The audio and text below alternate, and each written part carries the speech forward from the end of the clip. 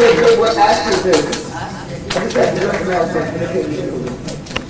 sorry, Tony. Okay. Greetings. I came in a little late, so if you covered this, please forgive me.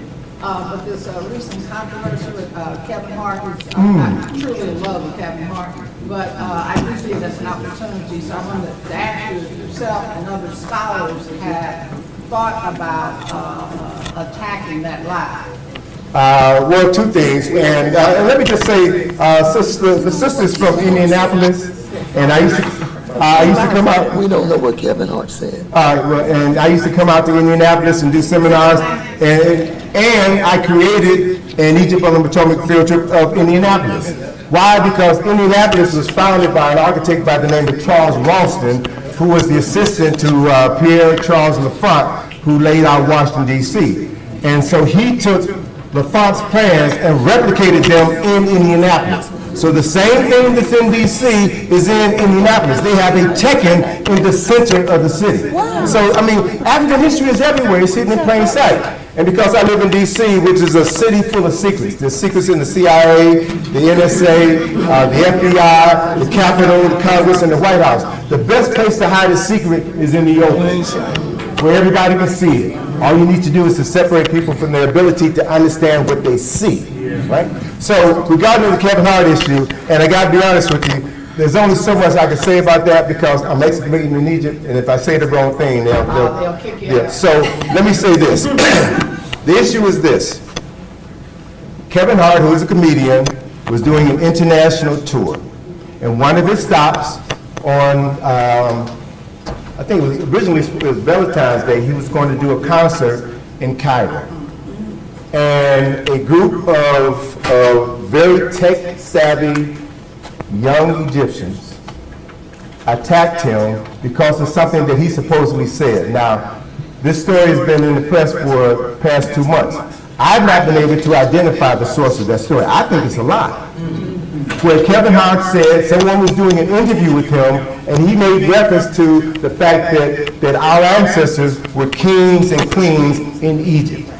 I've not been able to find the source of that. But because of that, this group, this very loud group, who I personally think are connected to some right-wing Republicans here in the United States because their strategies are identical. They moved against him and created an anti-Afrocentric organization. They've been after me, they've been after other folk, and so they claim that we're trying to steal their history and culture. That's their claim. And so anyone who knows history knows that that claim is biased, but oftentimes when people have loud voices and know how to strategically use the internet, they obfuscate the truth. So Kevin Hart's concert was canceled. So these folks are more emboldened now. And it costs the promoter millions of dollars to cancel their conference. So what I want us to realize, what I want us to understand is that African people are attacked all over the planet. All over the planet, which is why I said if you want fighting to defend truth in education, you're wasting air. You're wasting air.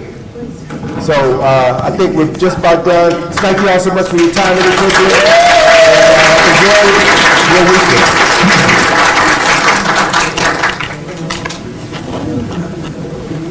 All right, tell you what, take that seat. I promised that we would have a great time here. And although those of you weren't here at the beginning, All right, great age. so we are about to present our last premier before our work.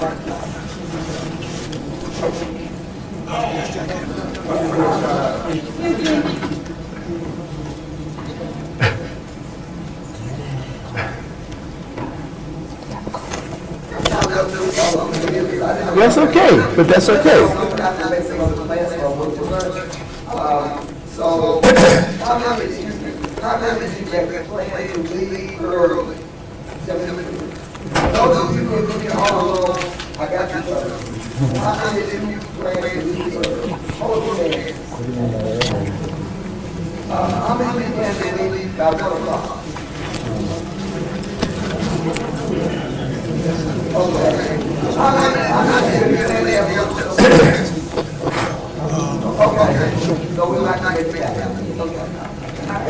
All right. Might as well keep it. Might as well keep it. You might as well keep it. There appears to be some more, is there more discussion? We are about to present Dr. Robert White, author, activist for prison reform, a minister, attorney, and professor at Alabama State.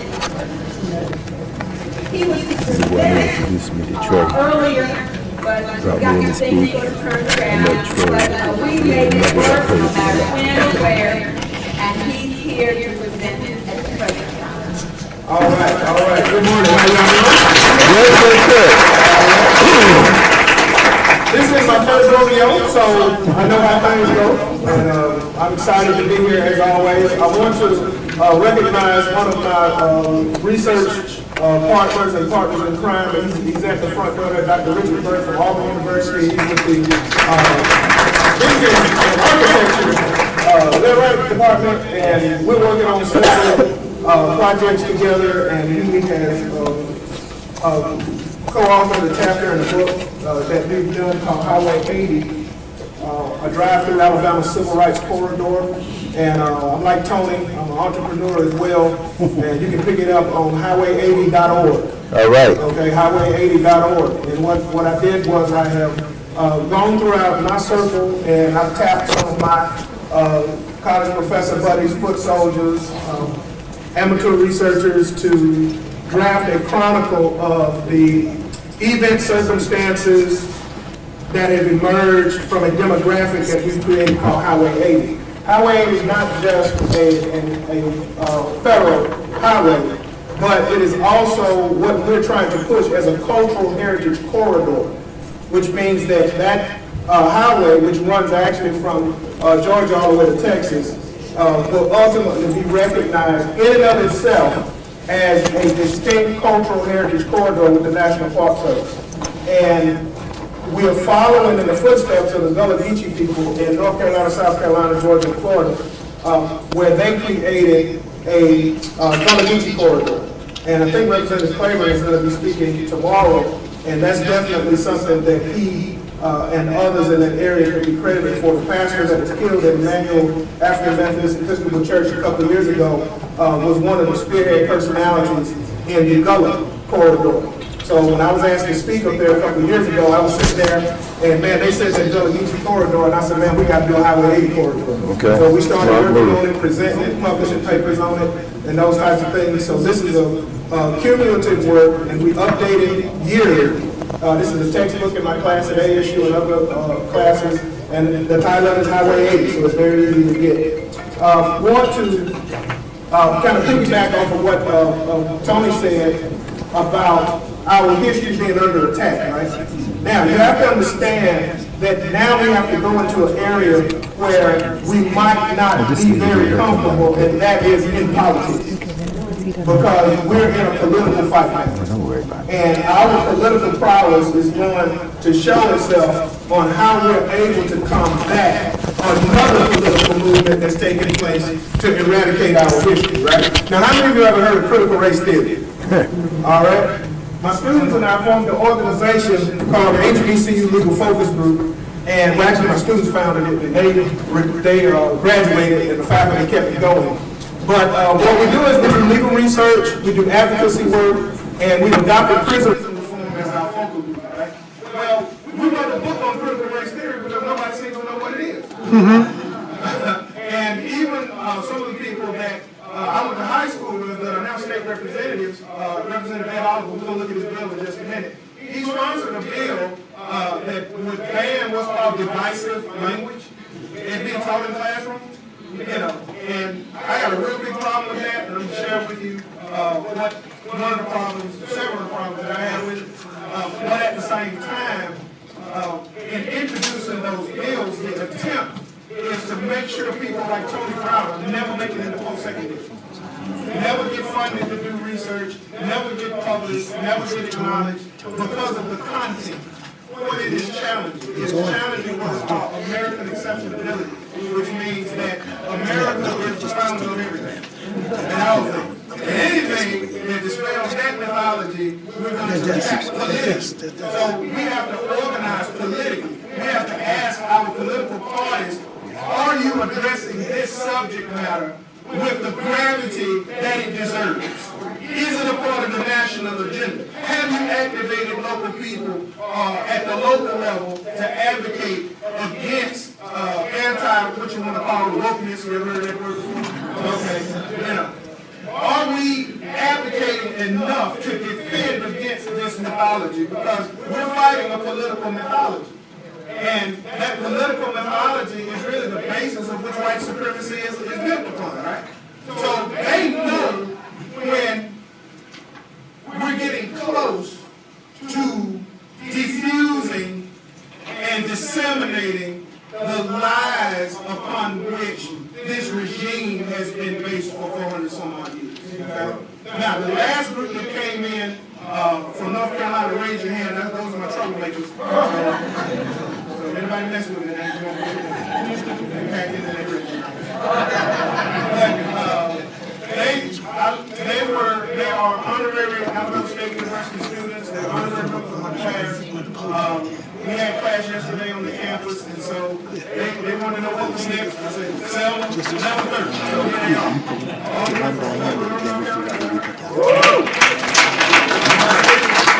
And the surrounding area.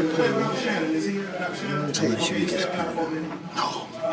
So what I want to do is I want to introduce this concept to you, which is going to turn us into better political advocates. Okay? And it's an acronym called TACT. And the TACT stands for Trust, Acceptance, Consistency, and Knowledge, which means that when it's time for you to advocate for something, these are 4 elements that you have to touch on and really master in order to build your movement, right? In order to build your grassroots movement. And this comes from accumulation of interviews that we did in Black and we've done around the country, and documentaries and so on, to extract elements and give to the public so we can better engage the community and the public on what the issues are, right? Now, COVID did a number on us. Can we agree with that? Yeah. Now, but for people like me, I got 4 books published with COVID. So I didn't have time on my hands, right? It was one of them. And so one of the things that we did was I was also involved in this thing called Zoom. You ever heard of that before? Okay, now I'm not a tech person. That's what she had to help me even do all of this up, because I would have been lost. I was looking for a little kid, because little kids, you know, they know how to do it all, right? I got nervous because there were no little kids in there. But here's the thing. I was on these Zoom calls, and I got the stuff finally coming through, and I was invited to be on all these Zoom calls with all these top researchers who were developing all of this stuff, the COVID vaccines and all that type of stuff, but they didn't know how to address the public. The STEM people stopped at public relations because they're in laboratories. And they're used to dealing with little creepy things, right? But they don't know how to address the public. And that's why I introduced them a book, very obscure, very rare book, written by some Tuskegee folk called Black Oasis, that identified how Booker T. Washington and George Washington Carver created a public relations firm that actually saved millions of lives in the polio vaccination that had to take place. And I extracted a lot of information from that book and from other places and put together TACT, because when it's time for you to address the public, these are the issues these are the emphasis that you have to be mindful of when you're going to the public, right? And you ask yourself the question, does the public trust you? See, because if they don't trust you, they're not going to listen to you. And there's been so much distrust that's been sold on the other side because these people are political strategists. They're not humanitarians. They're not lovers of the people. You know, they're not believers in Christ. They're not, no. They are political strategists. And their political strategy is to sow as much distrust and discord amongst people and the institutions that they are trusted and relied upon. Now, if there's anybody that's got a right to distrust the medical profession, it's black folks. Oh, yeah. Now, when we went into the community and doing our thing for our legal focus group, when we were doing medical advocacy, which is what we did last year, got a whole bunch of data on that, The majority of people weren't skeptical of the vaccine because of the Tuskegee syphilis experiment. Most of the people didn't even know about it. What they were upset about is the way they were treated last month at the emergency room. They were upset because grandma went in for a simple procedure and she died. Or someone went in for a colonoscopy and now they're in a coma. Or somebody was given the wrong medicine. Or somebody came in with stroke symptoms and they told them it was a reaction to some medicine and went home and had a grand mal seizure and a stroke. So these are real things that are taking place in real time that cause people not to trust the university, the research institution, the government, right? So building and rebuilding trust in the community is important. Number two is acceptance, right? One of the things about SNCC, and I brought this photo here that was given to me by one of the last living photographers that was on the bridge during Bloody Sunday. His name is Lynn Ball.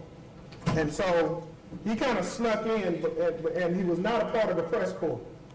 So he just took his lanyard and put it to the back, and they thought he worked for the government. So we got pictures nobody else got a chance to see. Well, this picture here is a picture. Does anybody recognize this guy right here? He's here all the time. He may be in the building now. Black power, black power, black power. We fought him in the city. We fought him in the area. We fought him in the country. Black power, black power. Hey, that's it. We scared a lot of people. Still does.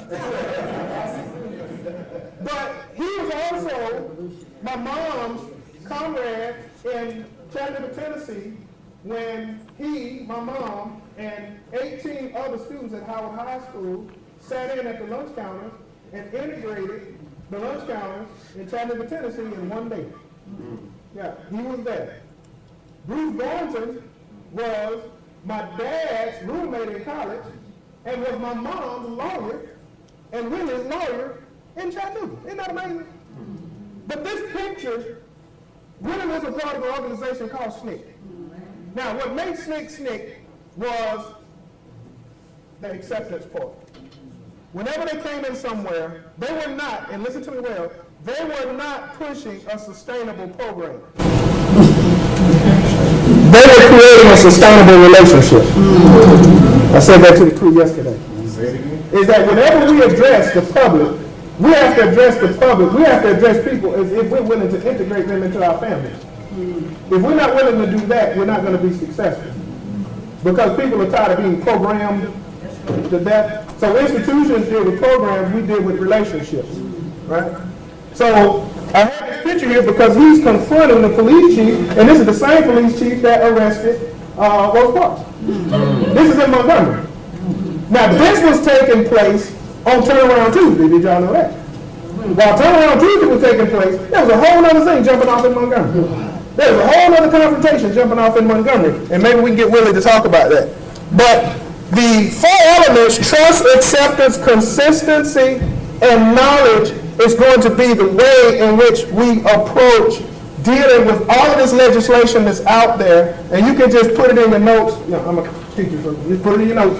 Anti-woke legislation, because there are scores of states that are passing laws that either prohibit or intimidate teachers at elementary, middle, high school, college, and seminary level of looking at race in a critical fashion, right? Now, when we talk about doing anything critical, there are four elements to critical. Number one, it has to be historical, factual, qualitative, and quantitative. It's okay to talk about race if everybody's mad. It's okay to talk about race in the wake of a social crisis like the George Floyd situation. It's okay to talk about race, you know, in the midst of Black History Month. That's what you're supposed to do, right? But when you begin to critically analyze race and begin to communicate it using the scientific method, that's a problem. I'm going to tell you, and I'll tell you why. The reason why that's a problem is because when you start talking that way, you start talking about calculating damages. Hold on, it's calculating damages. Because it's a legal concept. Reparations is not a legal concept. It's a moral one. That's why you're not going to get it. You did. Let me tell you. Let me finish. Let me tell you why. Hold on. Don't get confused. I get confused all the time. Let me tell you why. If you don't change your concept, it ain't gonna happen. Because you're thinking people are gonna change morally. Now, is there a court system that operates off of that? Maybe a court system that operates off moral. Watch this. People always say, we don't want to get hurt by Buffalo because Buffalo's going to go out and blow it. Now, if a person is hit by a truck on the interstate, and those people are due damages because of the wrong that's done to them, is the jury going to say, you know what, we're not going to give them $20 million because they ain't going to do nothing but blow it on chicken and malt liquor. You understand what I'm saying? As long as you try to make a moral appeal to people who have proven themselves to be immoral, watch out now. You're wasting your time.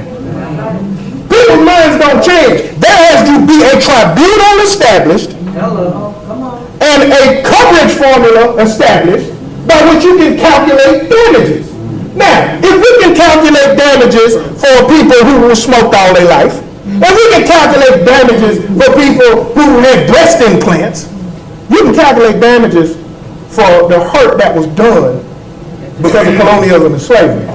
But it's the context in which you look at it. As long as you're looking for people to change their mind, it's not going to happen. They'll just keep throwing it back and coming up with this, that, and other. But when you find a court to bring people into, then you can begin to and that's the issue behind critical race theory. It's the topic. When they created that concept, the person that created it, the people that created it were lawyers. Now, I was in law school and we never talked about it. I taught law for 25 years, never talked about it. But here's the point. Embedded in it is a theory for calculating damages. It is a coverage formula. It is an algorithm on how to measure the impact of colonialism and slavery and Jim Crow, watch this, for the purposes of qualitative and quantitative data. Which means that when you begin at the end of that board down there, there's going to be a dollar sign. Now, the question is, who's going to pay it? And the interest on it is far greater than the principal. Which means as the time goes on, the interest, the dollar amount just gets what? It gets bigger because people are able to take the behavior of people today and connect it with 100 years ago. You don't have to go back 400 years. You can start 100 years ago and move upward. You can go to the EJI Museum in Montgomery, the Lynching Memorial, and just take the names of everybody that's on those things and see how much land they were robbed of, how much life they were robbed of. Do you know that somebody like me, I'm sitting there looking at and all these calculations and figures are just floating around in my head? Because I'm never trying to appeal to people morally. I don't expect people to change. I expect them to give it up. That's right, about four. They got to give it up. And the question is, what tribunal is going to be struck in order for that to take place? So, I don't mean to offend people, but when we talk about critical race theory, I know what they're scared of. They're scared of conversations that take place in the class. Do you know how scared people are of conversations in the classroom? Do you know how powerful the classroom is? The education of the Negro, Carter G. Woodson is known for the miseducation of the Negro, right? Yes, sir. But that's just like saying, oh yeah, Michael Jackson did Thriller. He did a whole lot more than that. What about the education of the Negro? Have you looked at that one? Yeah, well in the education of the Negro, it talks about the issues that people had and the relationship that black people would have with knowledge once they got it. The question is, what are they going to do when they get it? What type of people are they going to transform into? And what's going to be the impact? That's a critical statement. These questions were around from day one, even with Frederick Douglass's narrative. Even when he was sitting down at the breakfast table with his mistress, and she was teaching him the ABCs. You know? And the master walks in and stops him. Hey, what are you doing? You teaching that little joke how to read? It'll be no keeping him. He'll be no good to us. He'll do him a great deal of harm. Learn to spoil the best nigga in the world. That's exactly what he said. Yeah, that master knew exactly the condition that he was in, and he knew what would get him out of it. That master knew, his name was Mr. Auld, he knew that once that little joker started reading, it was over. And buddy, was he right. His wife had no idea that she was teaching to read one of the greatest political minds that we've ever produced. But she didn't see that in that little boy that was sitting there. So we have to have consistency, and we have to have knowledge, ladies and gentlemen. We got to know what we're talking about. And you would have had to have been in debates. I'm in fights and debates all the time. That's why I enjoy it. I say stuff sometimes just to piss people off so they'll get into it. I challenge Representative Oliver, who I went to high school with, to the day that I was in high school on critical race theory. I wanted my teachers and my community to see what they produced. You know, and we would sit there and argue. And he admitted to me one thing that I knew. He said, Robert, I don't even know what critical race theory is. How you gonna pass a bill with any obvious in it? Okay, all right, yeah. But you know they don't, legislators don't know anything. Yeah. Hold on, just talk to him. Just talk to him.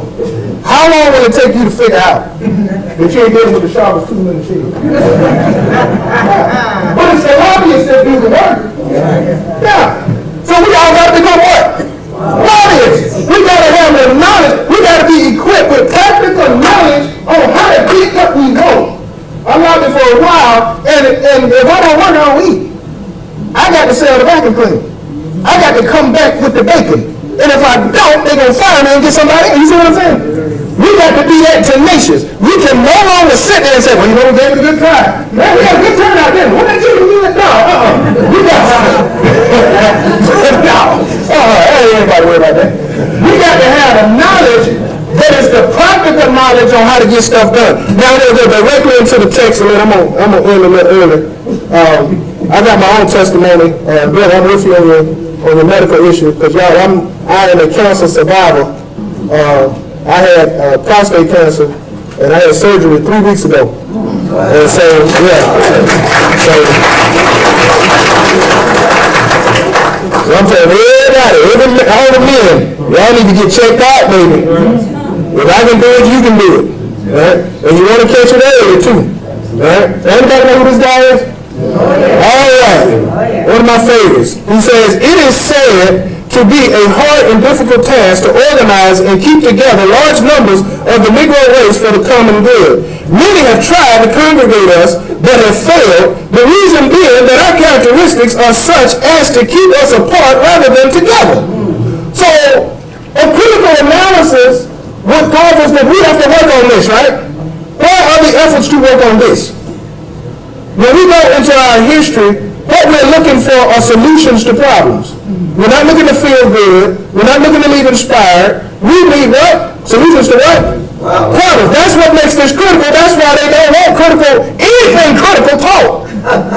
Because whenever you use critical, you are solving a what? Problem. Do you understand? In history, when you find out, and even in pathology, when you find out how something began, you automatically know how it's going to end. Right? But it's mystified as to what it is we're talking about. Now, those boats that came over from France, Spain, and Portugal, most of those boats did not have white folks on them. Those boats had a flag. And that flag represented a nation. Okay? Now, those people that were on the boats were a very unique group of people, and there's scores of books that identify who those people were. And not till you understand who those people were, that you see understand what we're really up against. Because it's something much bigger than white folk bad, black folk good. It has never been that case. This has always been a battle between truth and lie, light and dark, not complexion. Those people were on the side of light, and those people are on the side of themselves. And so when we began to engage, do you know some of the biggest critics of us pushing African American history are African American teachers themselves? That's something colonized. That's why I have to be prepared to do battle with them. Right? purely because of their mindset. And just because you have an African name and wear African clothes, I don't mean jack squat. When it's time to critically, qualitatively, and quantitatively deal with the facts as they are, are you doing those things necessary to perpetrate our political well-being, or are you not? Not whether you march with somebody or said this speech or was there holding somebody's water bottle when they did that. What are you doing now? Because I just left Southside High School, those kids need some help. They need help now. And so, yeah, I brought entourage with me too. They're going to get the help that they need. But this guy here was revealing something that we really needed to do. Okay? Y'all ever heard of Robert Sabukwe? Listen to this quote. True leadership demands complete subjection of self, absolute honesty, integrity, and uprightness of character, courage and fearlessness, and above all, a consuming love for one's what? People. Do we have that now? Do we need a gut check? You see? Who is him? You know what that is? Steve Biko. The most powerful weapon in the hands of the oppressor is the what? Mind of the oppressed. Now, this is Governor DeSantis' anti-rape legislation. These are, I call them the 8 levels. Okay? The 8 levels. And so, if you teach this stuff, it's very personal to you, because not only is this a matter of truth or error, it's also money, baby. Yeah. Now, if you really want to get fired up, let's get fired about some cash. Because I'm like Tony, I'm trying to sell books. I mean, so if we don't work, we don't work. We don't Look, hit me up at allright@ALASU. I will send you the student version for a third of the price. Ain't that something? Hit me up. Now, you're not going to find a book that's got the information that we got in it. I guarantee you that. You won't get it down. Because some of the people, like Grandma and them, who on their last leg, they want to tell the truth, they tell it in the book. We got hundreds of photos of people from Blood Assembly. You know, a lot of people that say they were on the bridge don't know what near the bridge.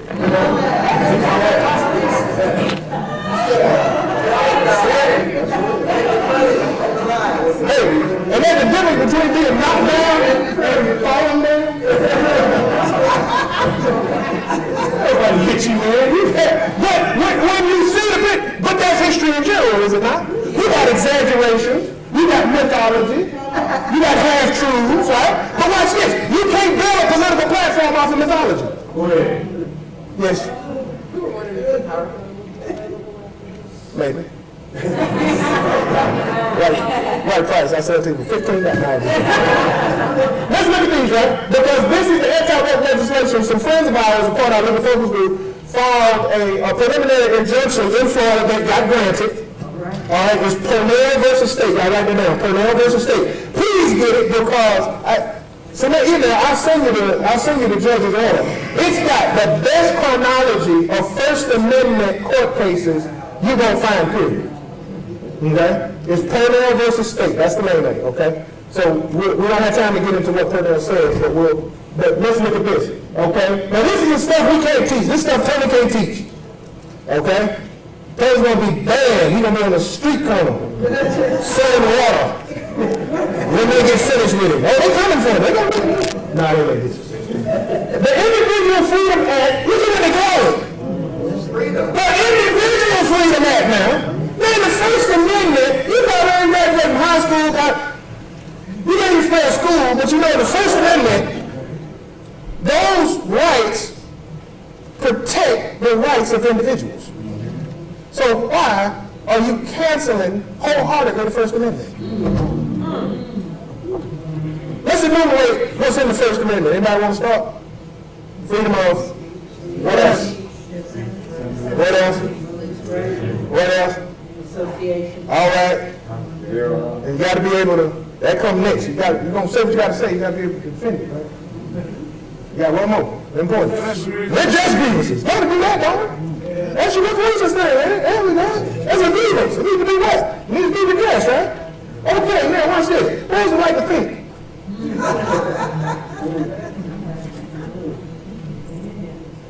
See, and Christians reason I'm speaking like Brother Tony said, I hate to follow him, but that's a tough act to follow, is that you got to get this thing right here. Right? Once you get your mind right in law, you got to get your head right? So you sit there and you say, okay, I can do all this expression, but what if thinking? What if somebody's thinking for you?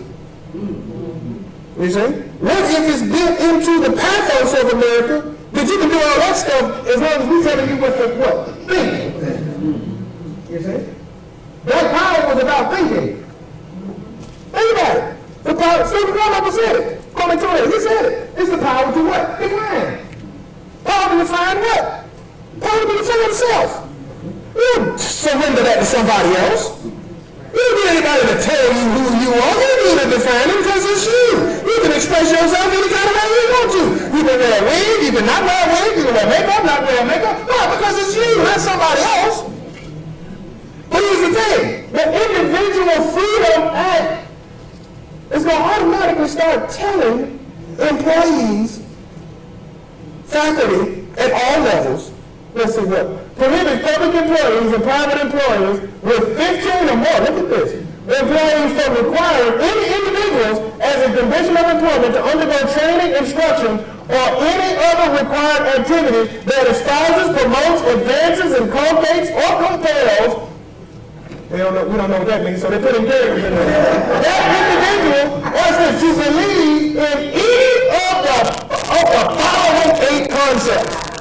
Now, in order for us to have sustained the preliminary injunction, we had to show how 12 family members who taught black studies would be impacted not by one of the 8, that's where it's deceptive, by all of them.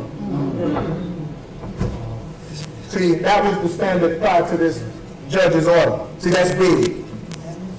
That meant that you would have to show how you were hurt all over the place, not just one way. Dr. Lawrence Reddick, who was first Martin Luther King biographer, y'all ever heard of him?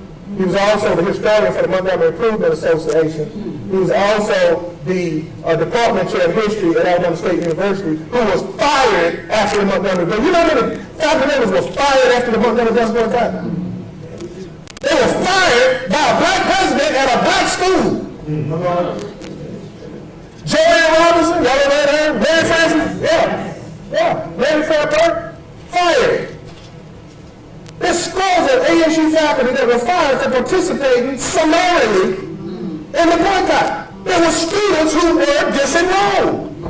Putting in that St. John's Dixon versus State of Alabama. We got to get them plaintiffs down here. St. John's Dixon.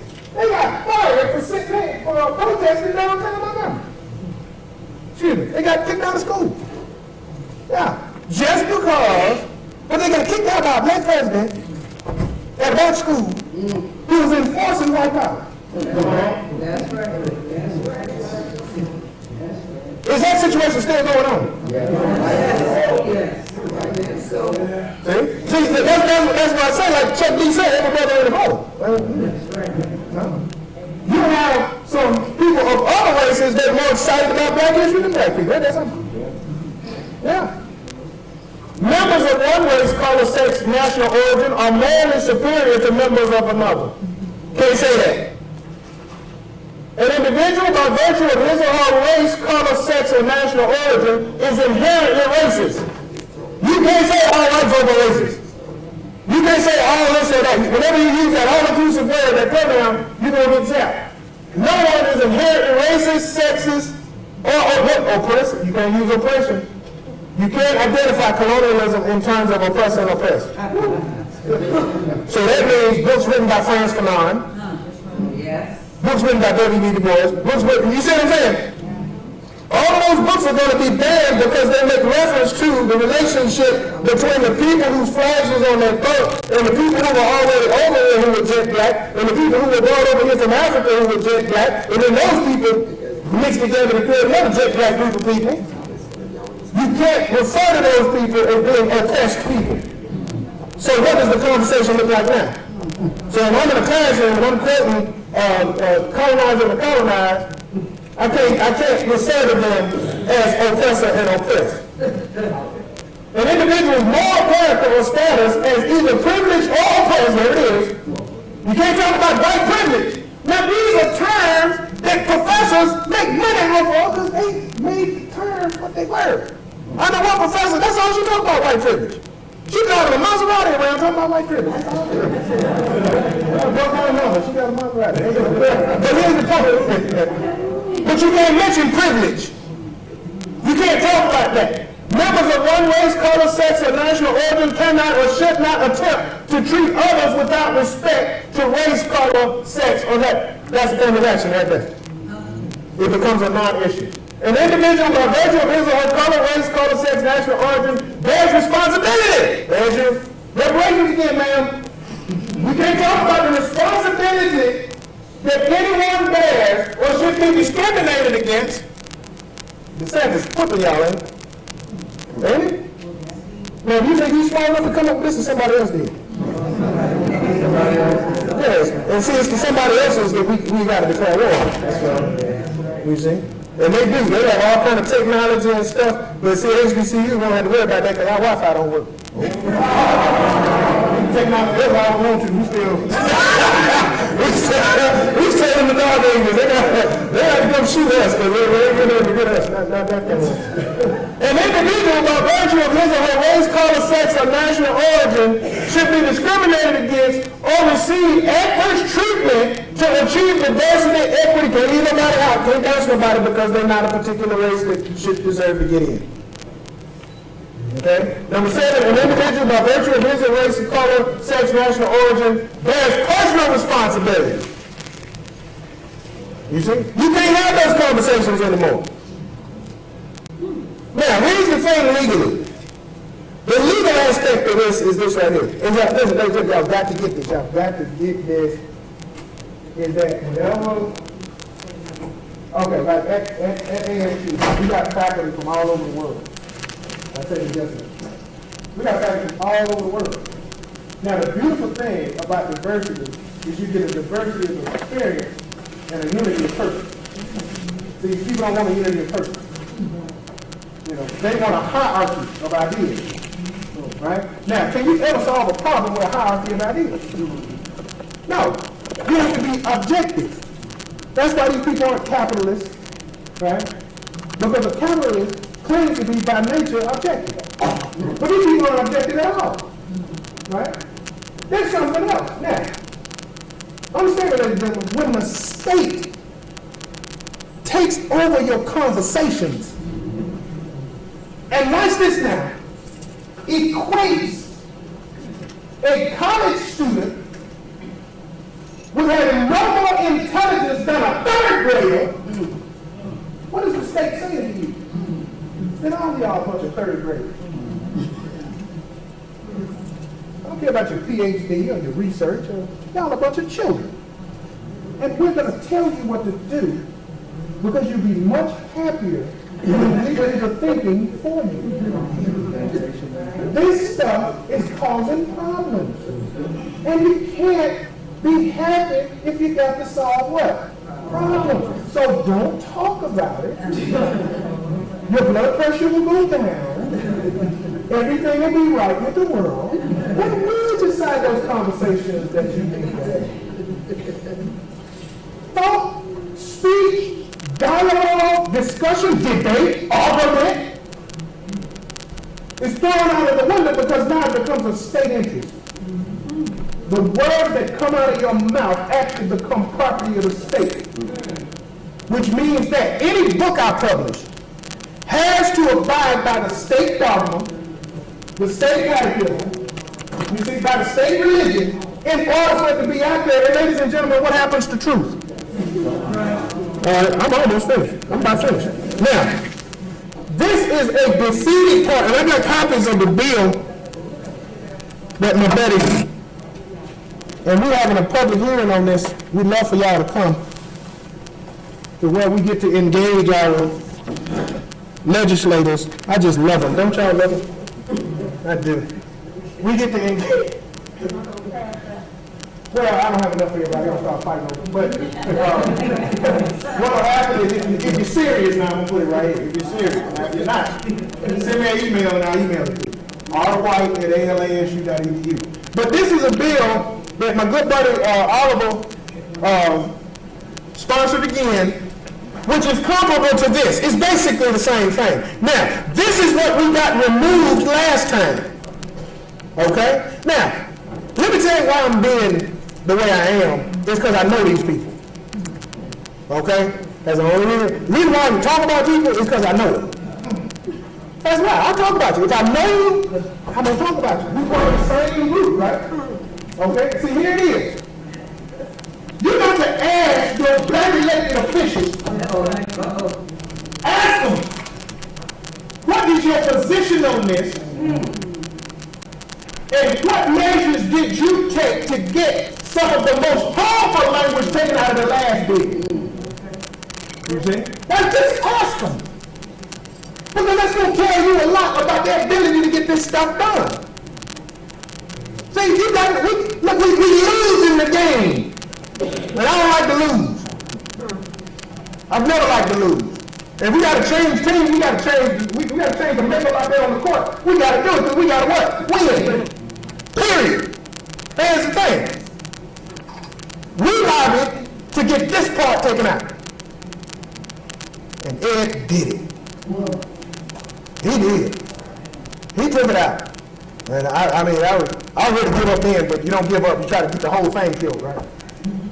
Because what was left is still hit on those 8. He wanted everybody to accept this fact that with respect to American values, Tony, slavery and racism are anything other than deviations from, betrayals of, or failures to live up to the founding principles of the United States, which include liberty and, what's that word? Okay, you gotta watch that word. Did you know what the Haitian Revolution was all about? Y'all heard that before? See, some folks thought they were equal. And here's the thing. When you think you're equal to somebody, are you going to take any crap off of them? Think about it. See, if you know you ain't nothing, you just out there in the field somewhere, you ain't going to fight that. You'll stay here for 400 years. Because that's all you know. That's what Douglas said. That's all you know. But what if you get the hankering, I'm from the country now, you get the hankering, well, actually thinking that you're equal to somebody. Are you going to let them talk to you any kind of way? Are you going to let them deny you something you think you got? Will you? Why the brother get shot down? Disrespected me. You know better than me.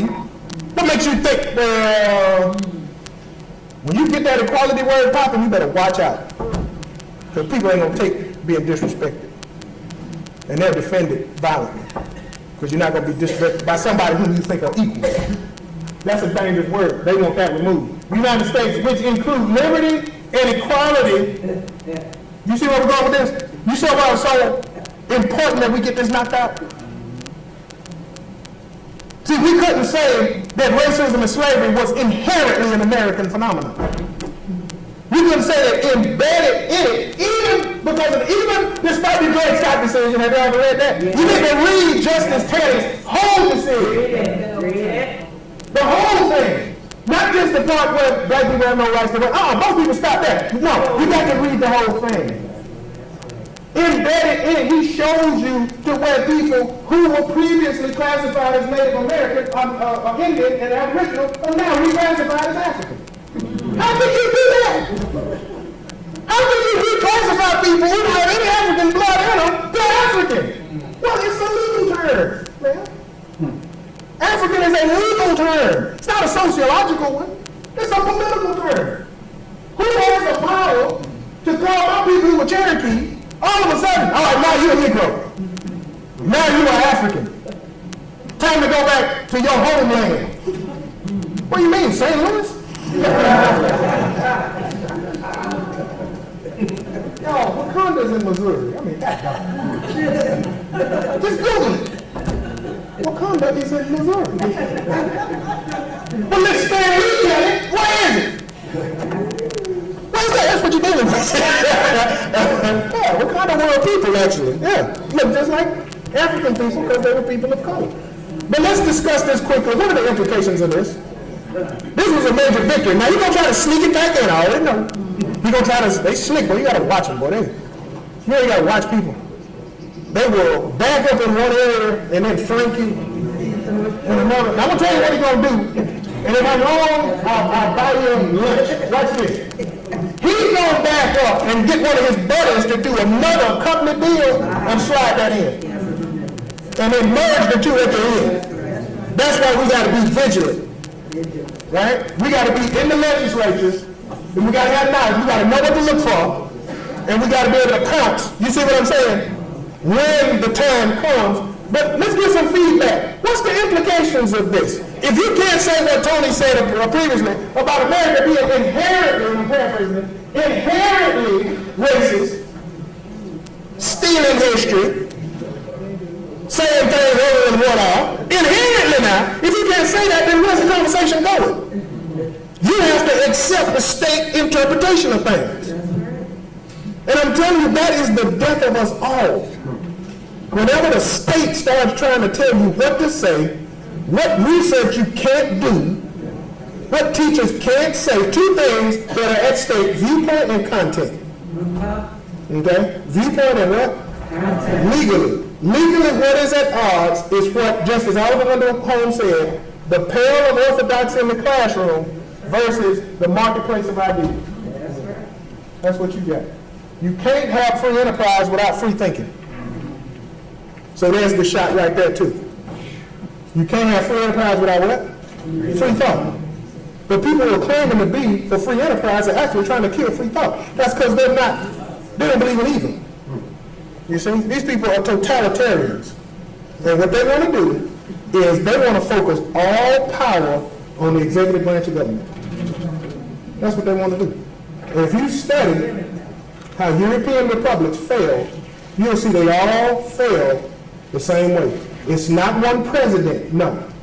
It is a group of them over a period of time whittling and chewing and eating away at congressional power and strengthening at the same time state and executive power at the federal level.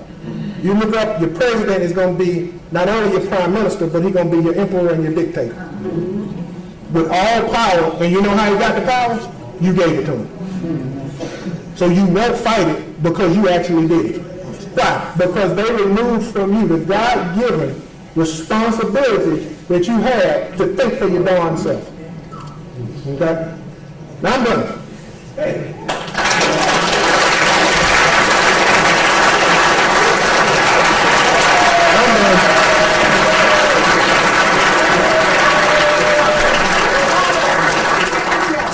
Okay, all right, yes, ma'am. And then we have an announcement. Okay, yes, ma'am.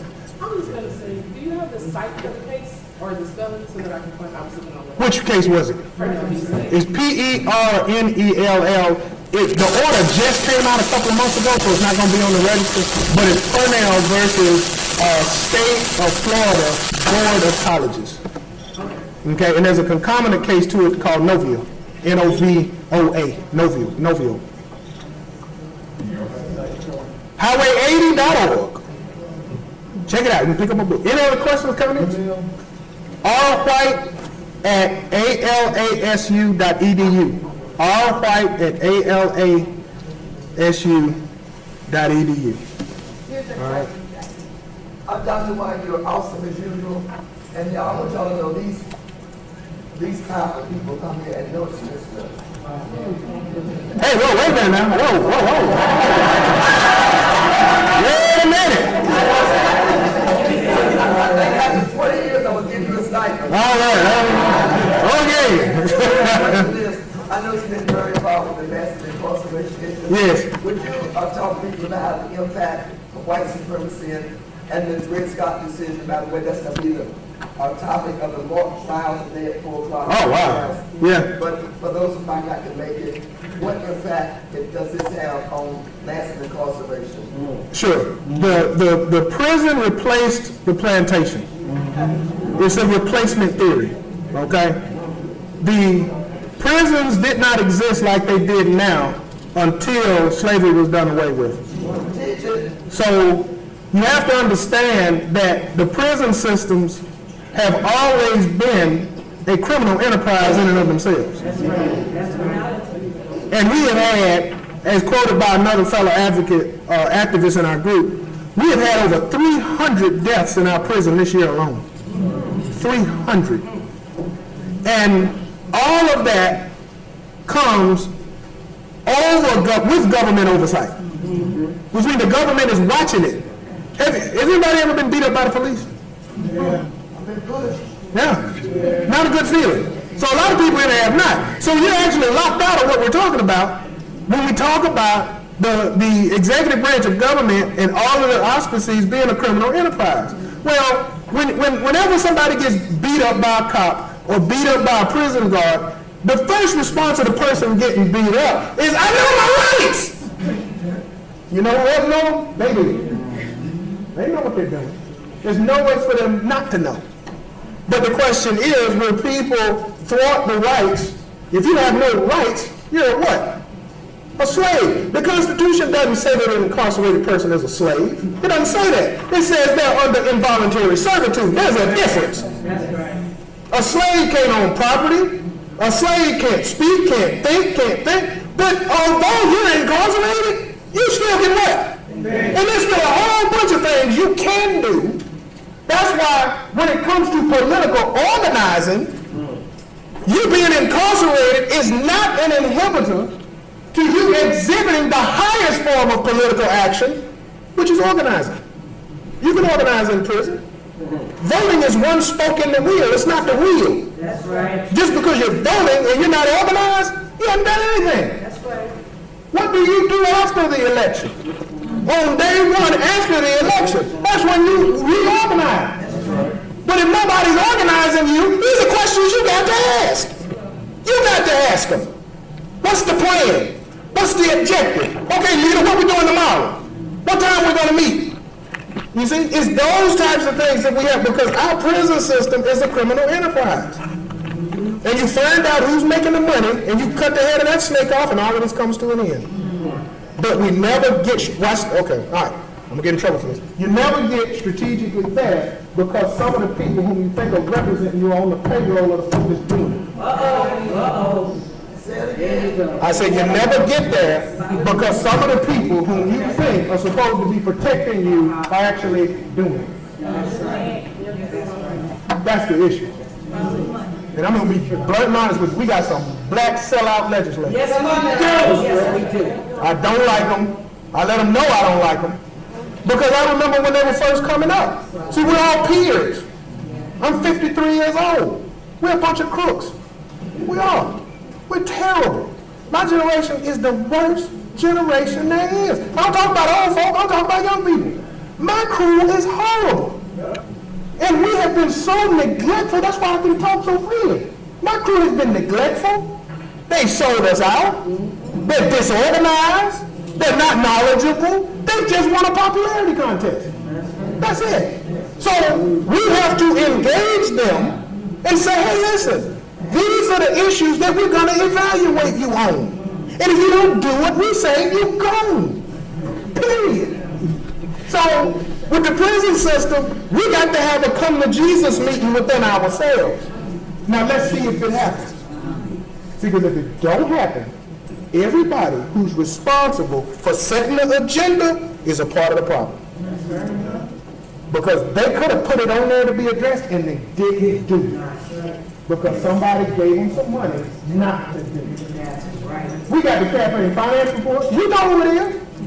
Y'all want me to pull it up? I'll pull it up right there. I'll pull up that campaign finance report to show you how they took money from private prison. But y'all love them now. Yeah, y'all love these people. They're taking money and they want to privatize the prison, which would be what's called incentivizing. Which means that everybody gets money for every hand they're green.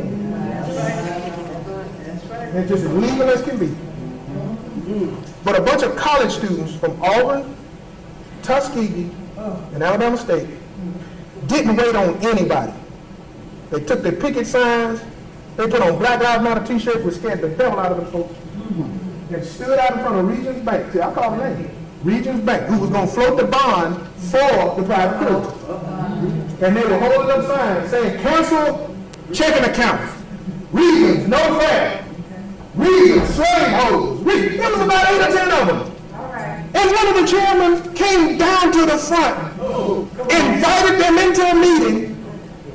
That is how The private prison, KI, this private prison thing bit the dust. It wasn't what we did, it's what them crazy college students did. Nah. It's what they did. You see? But why wasn't the leadership doing that? You see? Because they taking money. They taking money. So y'all need to dethrone those people and replace them with some people that's gonna get this thing done and watch the change come. But it ain't gonna come until y'all take control. Y'all got to take over. And you got to be, y'all gonna be honest, you're gonna be fair, right? And you're gonna make the right decisions because the state knows the threat that you all pose to their evil, okay? Power.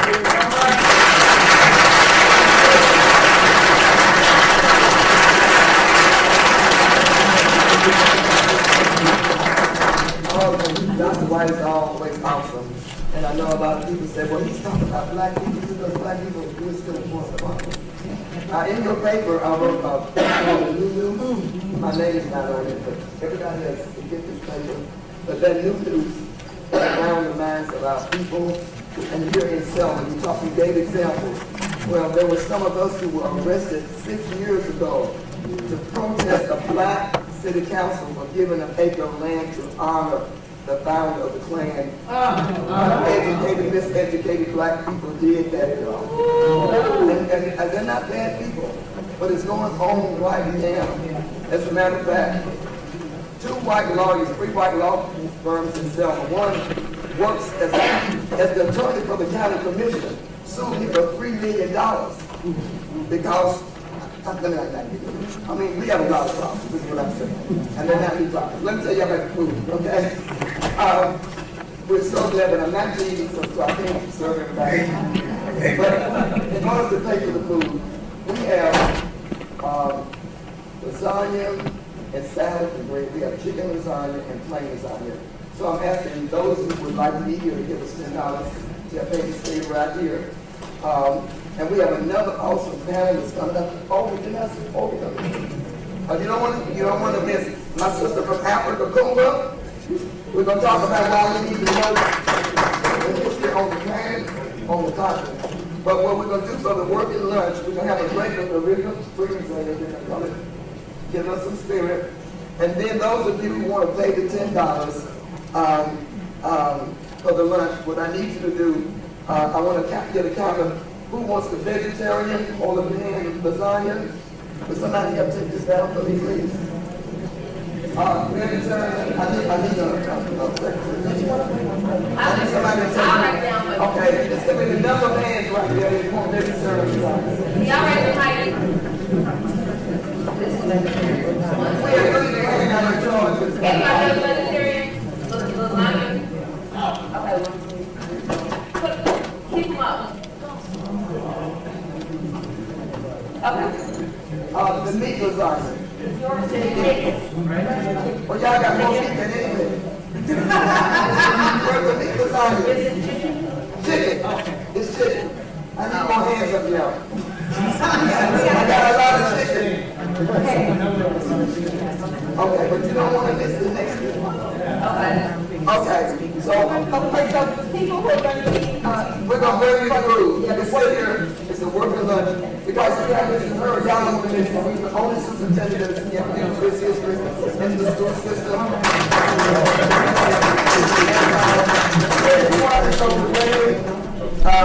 What else is on that paper?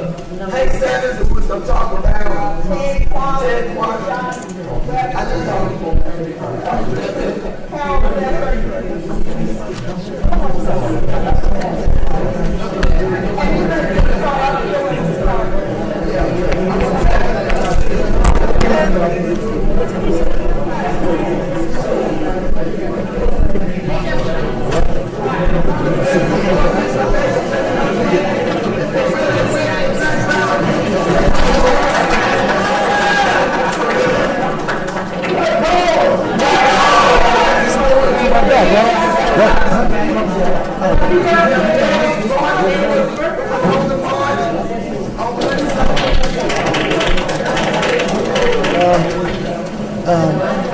See if you can.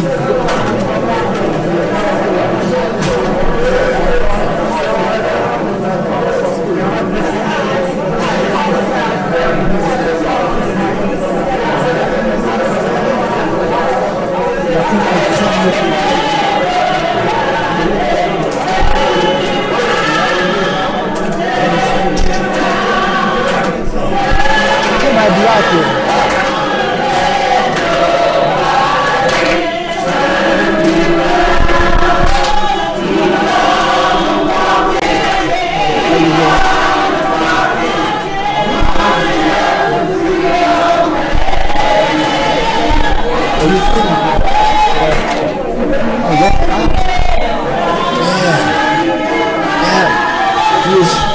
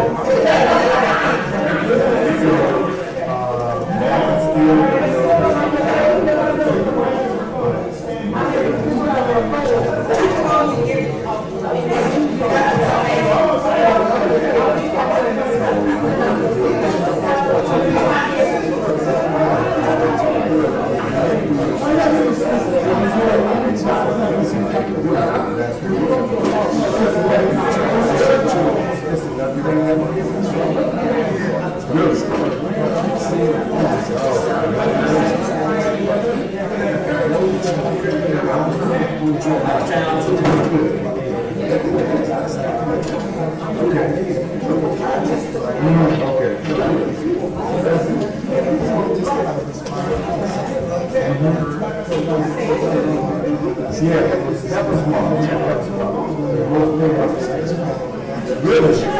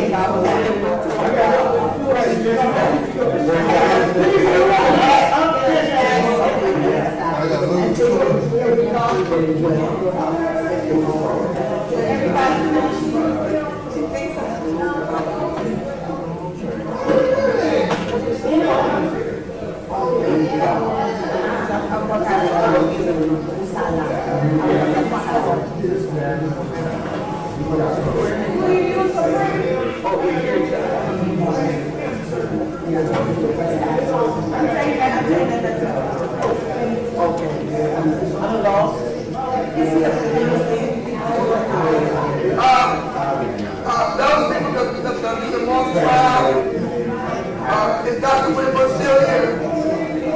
I need him as an expert witness. Sometimes they go with it like, that's right. Sometimes just go with it like to talk to dramatic, the most. I need a witness from, on why we deserve reparations. Y'all didn't want to eat first. Everybody's eating.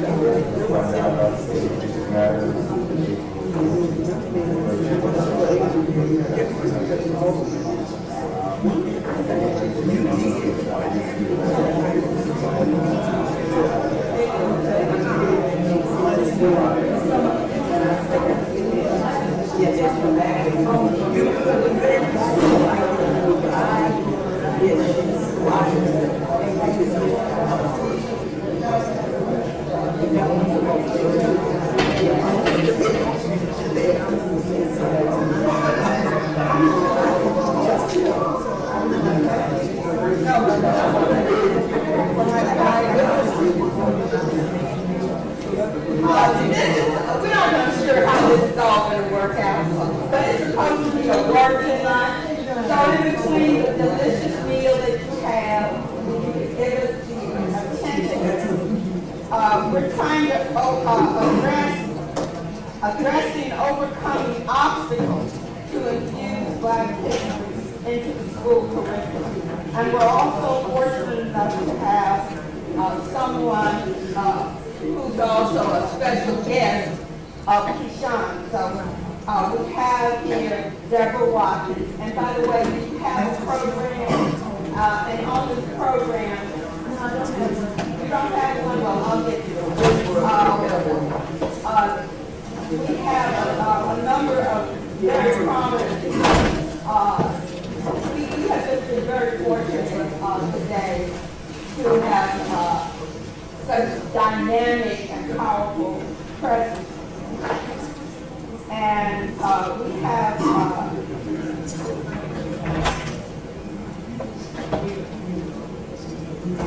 Deborah Watkins, educator, philanthropist, founder of Black Education Network and the Cultural Empowerment Project that funds teaching of Black history in California schools. We have Dr. Keyshawn Webster, who we take credit for as one of our alums of 21st century movement. He's an educator, an institution builder. We have John Hurd, an educator consultant, former superintendent of Perry County School System, and he was one of the most welcoming people to us. I mean, we were going to Perry County, so like we were coming home. Ted Corn, organizer, teacher, teacher trained consultant, just a workhorse in the 21st century leadership movement for many years. And have I introduced everybody? And so Sean has someone special that he'd like us to meet, and he's going to be part of the panel. Yeah, so, it's really my pleasure and honor to have today with me on this trip, Mr. Monty Ross. Monty Ross is a legendary producer who got his start working with Spike Lee. He was his original business partner, produced all of those early classics up to Malcolm X, and I heard someone mention that to me. And Monty has joined the Disney film crew to help us begin to tell some parts of the story of 21st century leadership experience. All right. So with that being said, I want you to just kind of say a little bit about yourself, Monty, and then go back. Okay, all right. All right, so my name is Monty Ross, and I'm really happy to be here. The last time I was in Selma, I was I was a part of the film crew. I did the B camera, and I had another young man with two other people doing the A camera. We were doing the search for the Underground Railroad that took us from New Orleans all the way to Toronto, Canada. So that was the last time we actually stopped here, and Montgomery and Selma were very good to us on that bike trip. But for the most part, I have been involved in being behind the scenes working with Spike. I met Spike in 1975 on the campus of Morehouse, and I've known Spike many years. And so when we talk about all the points that have been made today, and one of the reasons why I'm here, but all of the points that have been made is so funny to me, to be behind the scenes and see all of that play out, and to see our history played out from 8mm film to 16 to 35, and then get into the digital age and where we are right now.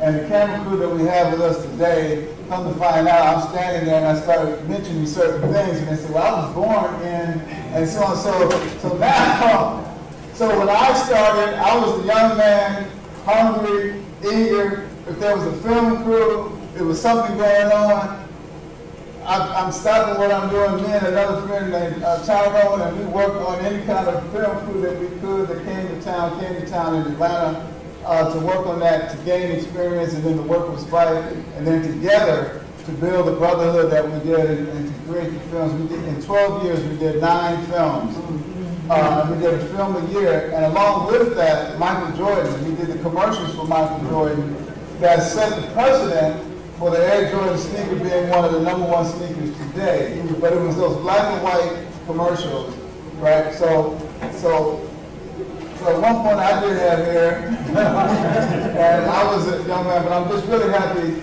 to be here, to be in your midst, because everything that has been mentioned and talked about, believe you me, those are real moments in my life, experiencing a lot of stuff, not getting sleep, not getting rest, but making sure that 40 Acres and a Mule Filmworks will be a company, a business entity, that when we received the money was treated with respect. There was a lot of libations. We heard libations today, so there was a lot of libations. There was a lot of things that went into the culture of 40 Acres, but it was me who was responsible for making sure, as vice president of production and as producer, to make sure that payments were made on time, bills were paid, and the reason why the Spike Lee has his properties and has an office today was largely due to that work that I did back in the day. So that's why I'm here. I've been asked to do a film on a leadership camp of energy, of passion, and I'm just happy to be here. So when I got the call, I had no idea, right, the intensity and the scholarship and the joy and the energy that I would receive from you. So I'm feeding and feeling so good, you just don't know how good I am to be in your midst. And a lot of people just don't know, but Dr. Keyshawn and I have been on the phone, He's been calling me, he's been picking my brain, and I really don't mind, because I'm like, man, I want to pass this information on to other filmmakers. So I'm just happy to be in your midst. We are in the process, so today marks the first day of filming for the documentary on 6021 and the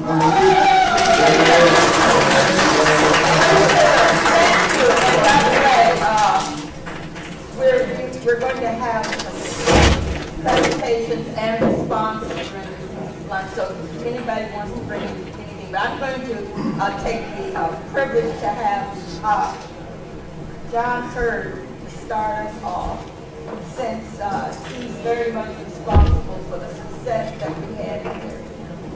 Thank you. Good evening. Just a little bit about myself. My name is John Hurd. I'm actually retired. Unfortunately. 39 years in education. And I am a product of this area from Marion, Alabama, down the road about 30 miles. And I'm going to say before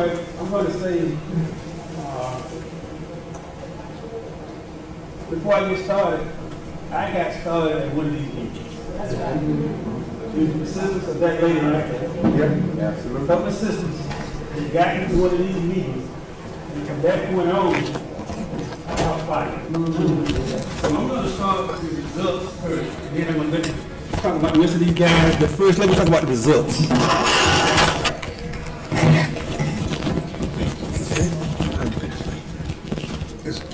Yeah. It should, yeah. Is the mute on? Is the mute on it? No. Okay. And it's going to record it into the web stream, so it's not going to the audience. There's thousands of people like Okay. I want to talk about the results first. Why you should do this. First of all, we saw a dramatic increase in our achievement as a school system. A dramatic increase in achievement. Discipline referrals, they went down, especially fighting. Especially fighting. The students were more engaged in their classwork. We had a 95% graduation rate.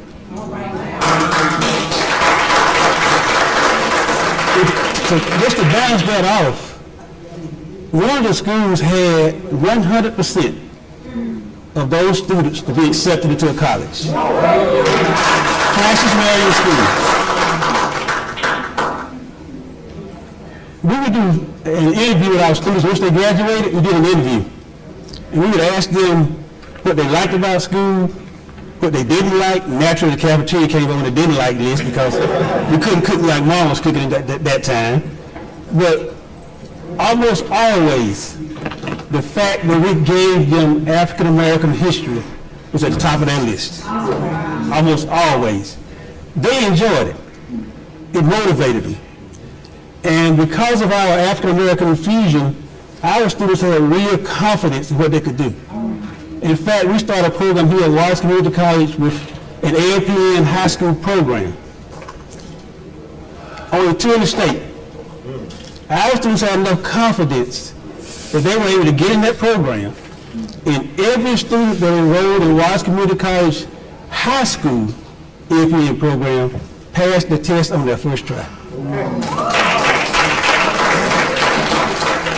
So that's why you do it. It gets results. Now, a little about how we got started. Again, it was at one of these meetings. First of all, Dr. Browder enlightened me that our history didn't start with slavery. I've been in education, I've been in Alabama all my life. I started my history pretty much with slavery. But Dr. Browder enlightened me that that's the wrong place to start. So once he enlightened me, I enlightened my staff. By bringing them to meetings like this, having them come, Obi come. Oh, I saw Obi one while. He was coming. The Sanders were coming. We had all type of people coming because our teachers had to be enlightened. You can't teach what you don't know. So they had to be enlightened first of all. So you have to bring everybody on board. And teachers have to have buy-in. You know, teachers have a lot to do. You can't just put something on and say, do this. But if you can convince them that this is important, this makes a difference, then they have buy-in. And we encourage every teacher to infuse it, find ways to infuse it. And then last, how did we infuse it? We challenged every teacher to be creative in infusing it across the curriculum, because you can't have it just in one area as an add-on. It has to be infused throughout the school. We put up African American banners that started the history back in Africa. That was a conversation piece by itself, because they would look and say, what happened back over here? And they would see all these mathematicians, they would see all this history, the first scientists. They began to ask questions and think about, we didn't start here. We were the smartest people on earth. That's a different mindset once that child gets that in their head. We did history contests, and we actually gave cash, thanks to Senator Sanders. He gave us money to actually give a cash prizes for those history contests that we would have throughout our campuses. Our students did announcements in the morning on the intercom with history facts. We had poetry contests. We wrote plays. We wrote plays, we participated in plays, we wrote poetry, all centered around creativity and African American history. And we even had an artist to come in and be a resident, Yomi, that came in and just worked with the students. And you'd be amazed at how creative our students really are when you tap into their creativity. We had summer programs, and we just had a gamut, across the gamut of things that we did. But I have to say, if you want to make this work, you have to bring your teachers on board and educate them first. It's not, you can't do it in one shot. We're constantly doing it, year after year, improving, but you have to bring your teachers on board, and first of all, your administrator has to be on board. If your principal superintendent not on board, it's very hard for it to be a school-wide thing. Once you get those two people on board, then you get your teachers on board. It can be school-wide, it can be effective. It's not a one-shot deal. It's not, the curriculum is not really out there, so you have to create a lot of stuff yourself. But I have to commend again Ms. Sanders, because she was constantly bringing us resources. We had those books in our libraries. We had people with everything you saw on those tapes we have in our schools and our libraries. And our kids were encouraged to read them, give reports. And again, it's something that can work. It's something that's needed. And it will make a great difference in your school if you can get your school on board. CD that was created with the children singing those songs. I mean, it was the book that was written, the portion that was recorded, the play that was presented here in Selma was one of the best you ever see. They presented right here in Selma at the high school. By Yomi. She's came in. She has really. It's amazing once you tell a kid what they kid. We never told our kids to dumb themselves down. We never told our kids what they couldn't do. We always talked about what you can do. And this African American history gave them the belief that they had a precedent already set to do those great things. Y'all think this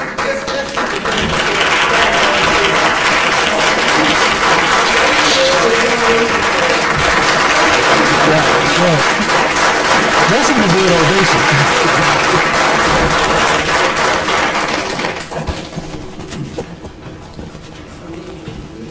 Rhoda, since Ted is up there, another thing we added in another school system, we didn't add it in yours, but we went to Sumter County where the children were scoring in the 27th percentile in math and science.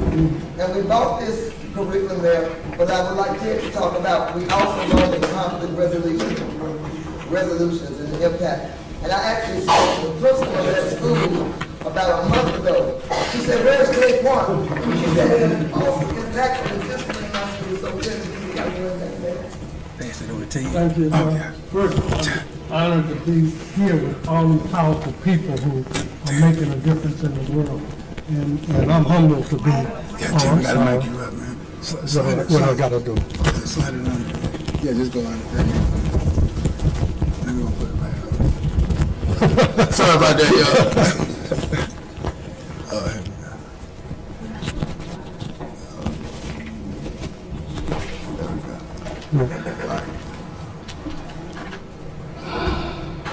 A little bit discombobulated this morning. I had a real hard time getting here, but I'm here now. And I remember Perry County, and I remember when we went into the schools there, and I think my brother George was there teaching the meditation program, and teaching kids to meditate and how they meditated twice a day. And it made a difference in them. He's done that. We talked about Black history too. My wife, for 50 years, she passed away last year, and in honor of her, I want to mention that she wrote what were called the back of the bus stories, and they were the stories in the back of the Desire bus, and they're sort of autobiographical, but became a part of her thesis in creative nonfiction, and for children and adults to read, but it's a very powerful thing. And to read that, you can go to brendaquant.com, and there'll be a button that has her thesis in it that will be good to study. On the question of conflict resolution, I'm coming from a city where there are 3 murders a day. Kids are killing each other left and right. Bullets are going through people's house, and the baby in the house gets shot because someone outside. I mean, if you're going to be a criminal, at least shoot straight, you know? They're killing everybody but who they're shooting at. But why is, what's happening with that? I think those of you who are educators and work with youth, you probably have a lot of answers to that already about what's going on.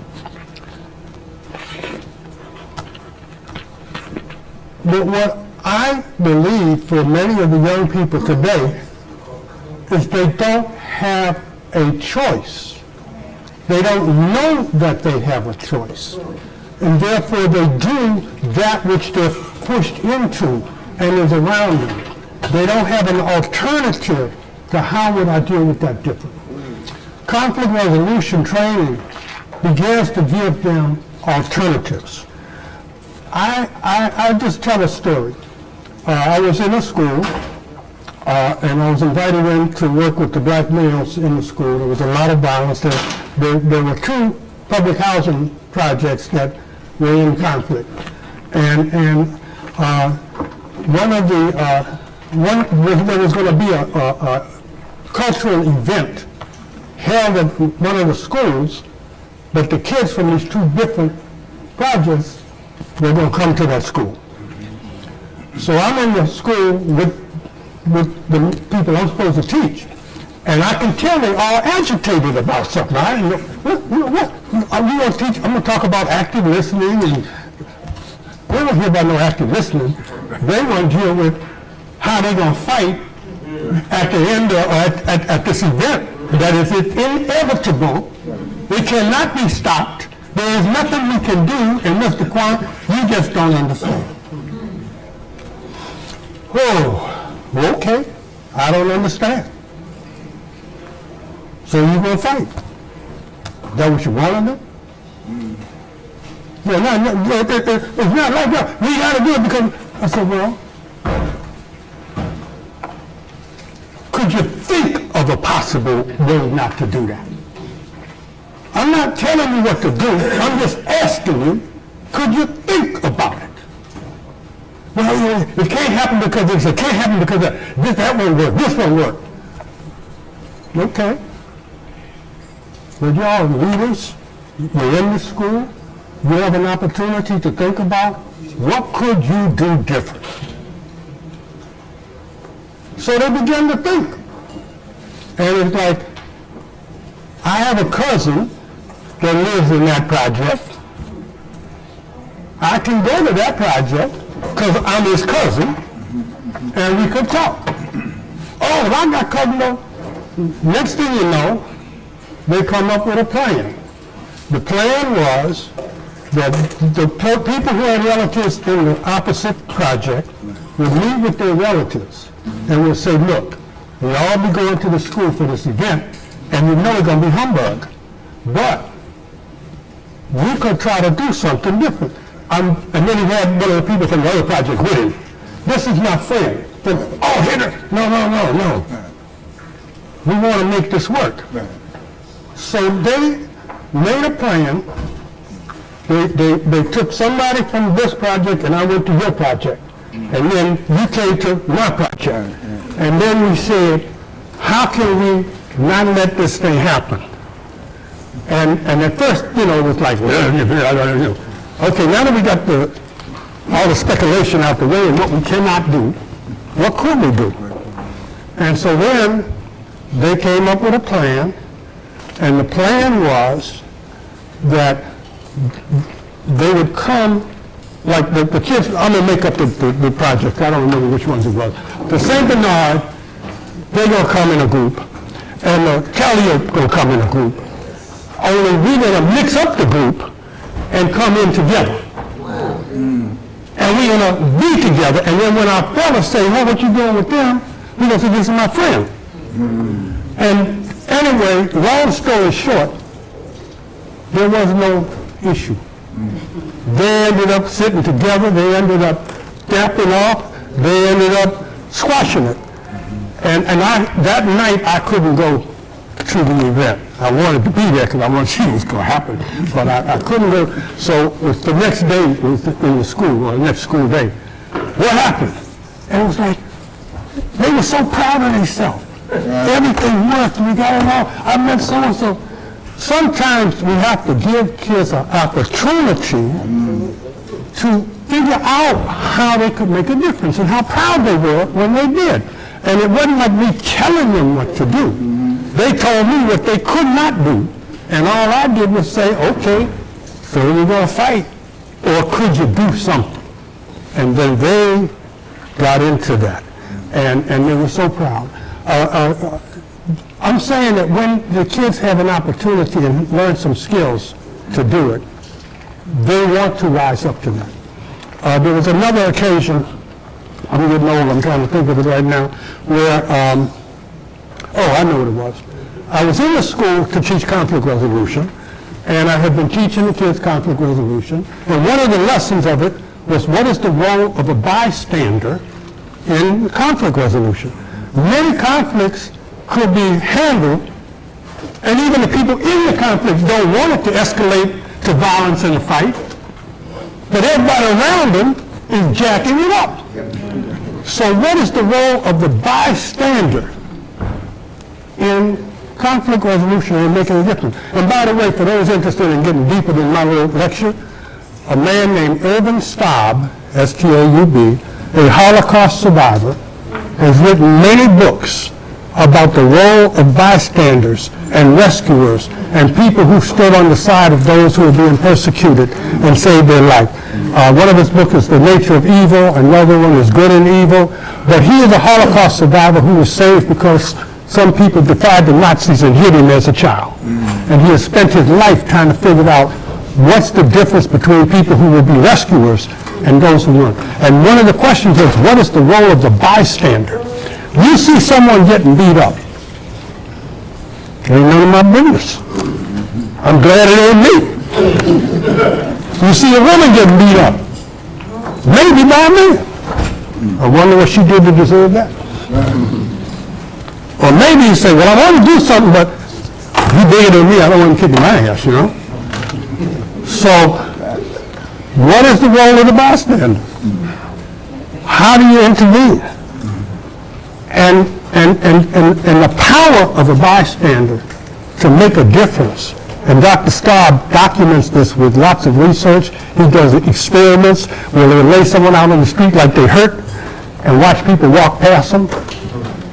Then he'll take that same person and lay him on the street and let someone come over that's working with him and say, "Sir, are you all right? What's wrong?" And the moment that one bystander steps forward, all the other people step forward to help. The role of the bystander is critical. So in teaching conflict resolution, it's about what is that? How can bystanders intervene and stop? So with the case of another case in the school, two kids, I think one of them's name was Jomo Kenyatta, and I forgot the other kid's name, unfortunately. And this was many years, I'm talking about 20-year-old story. But the kid got killed in the school. The people, all the students knew there was humbug between me and Keyshawn. Everybody knew he talking bad about me, I'm talking bad about him, and I'm telling him I ain't gonna have that no more. My crew say, man, he talk about your mama and everything. So now, he getting bucked up with his people. So now, what you gonna do, kid? You let him punch you out like that? You ain't talking about your mama and shit? So, and his parents doing the same thing. So now, we step into each other. Push come to shove, then shove come to pulling out a gun. And Jomo Kenyatta got shot and killed. This is a true story. In New Orleans, it's a true story. And then everybody's like, oh, you know, what was your role in it? You didn't pull the trigger, but what were you doing? And so I had kids, some quick, like if I was going to do a quick exercise with you all, I might say, you 5 people are with Jomo, you 5 people are with the other kid, you guys are the bystanders. Now, and I would talk, do all the narration that you all will pantomime, walking toward each other. And then all of a sudden, it'll be push up, and then bam, one of you fall on the floor. Then I said, now, what happened? This happened, this. Now, in your small groups, what could have been done differently? They'd meet, then they come, they could have did this, we could have done that, we could have done this, we could have this. You all, which one of those you want to try? I like that one. Okay, role play it again. And so we do things like that to show the power that they have to deal with these issues. The other story I had was, I was in a school teaching conflict resolution, and I never liked to teach more than about 15 kids at a time. And you teachers that are forced to do 30, that's another story. But I try to have small group. But of course, I'm not really allowed to have small groups when the school can't let me have a small group. So I got like 40 kids in the class. I'm already mad. But anyway, I'm teaching the kids. The same day I taught the kids, I'm so proud of myself. They're the biggest riot at the school ever. They was falling out on the street, thumping and battling, and the police had to come. Oh, man. What kind of conflict resolution was that you taught? So then, the principal, he called in the usual suspects. Turns out the usual suspects were in it to stop it. Wait, everybody is on camera. You will stop. You all, I hate to say it, but you're my therapist. What happened? And they said, Mr. Quant told us about being bystanders for justice, that the heroes are the peacemakers. And we collectively decided that that's what we were going to do. So I'm just saying, when young people have a vision of themselves doing that, then have some tools or capacity to try to do it. They're not just going in empty-handed. They've been taught a few skills that they might use. And they have a desire as a group to stand for justice. It can make a difference. So I'm just telling war stories right now, but I'm saying them in order to say that I think it is important for schools to have conflict resolution, conscious conflict resolution. Now, because of the way schools have to do academics, many times they consider conflict resolution training as extra taking them away from their academic achievement. So that's where infusion comes in.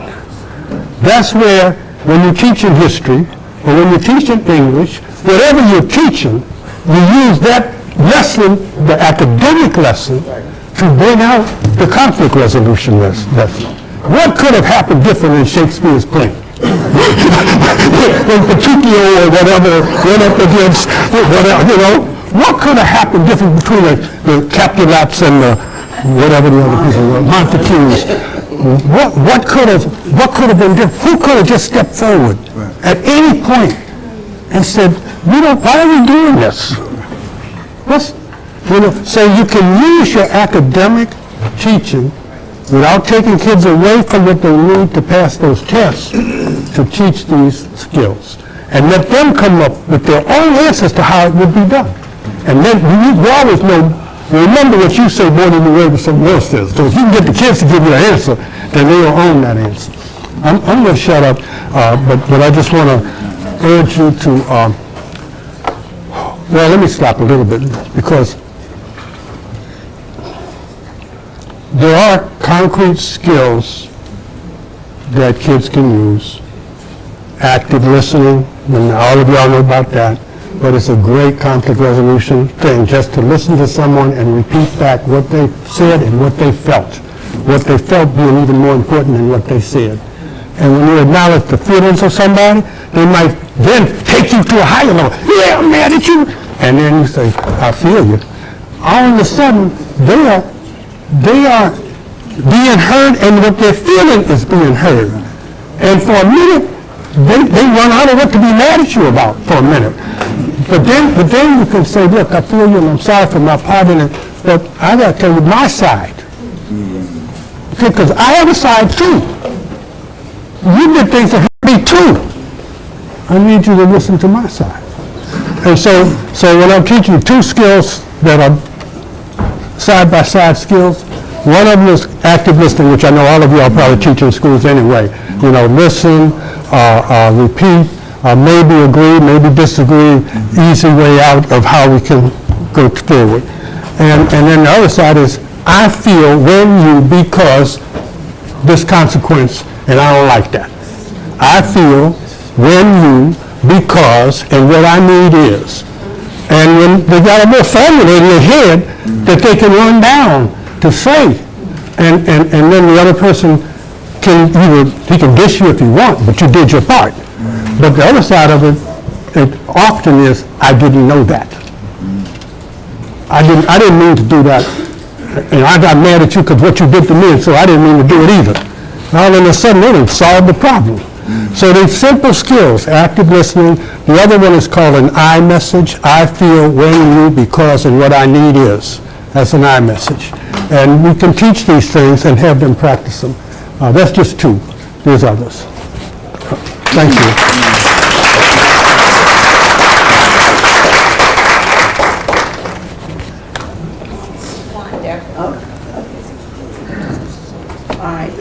Hi, everybody. Hi.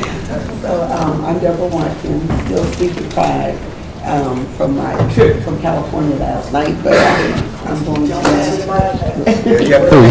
Oh, yeah. Oh, you got you drop it down.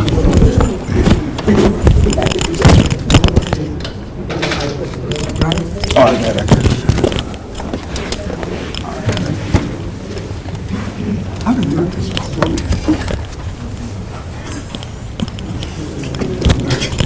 Oh, hold on. I know. Hold on. Let me see. Okay. And you don't have to sit down. Okay? Oh, sorry. Can y'all hear me? Can y'all hear me? Oh, no, that's for, this is going to a different source, I'm sorry. No, he has it on. Okay, now just slide that over right there. And if you want to walk by, just put it in your pocket. Yeah, just put it right there. Yeah. Just right there.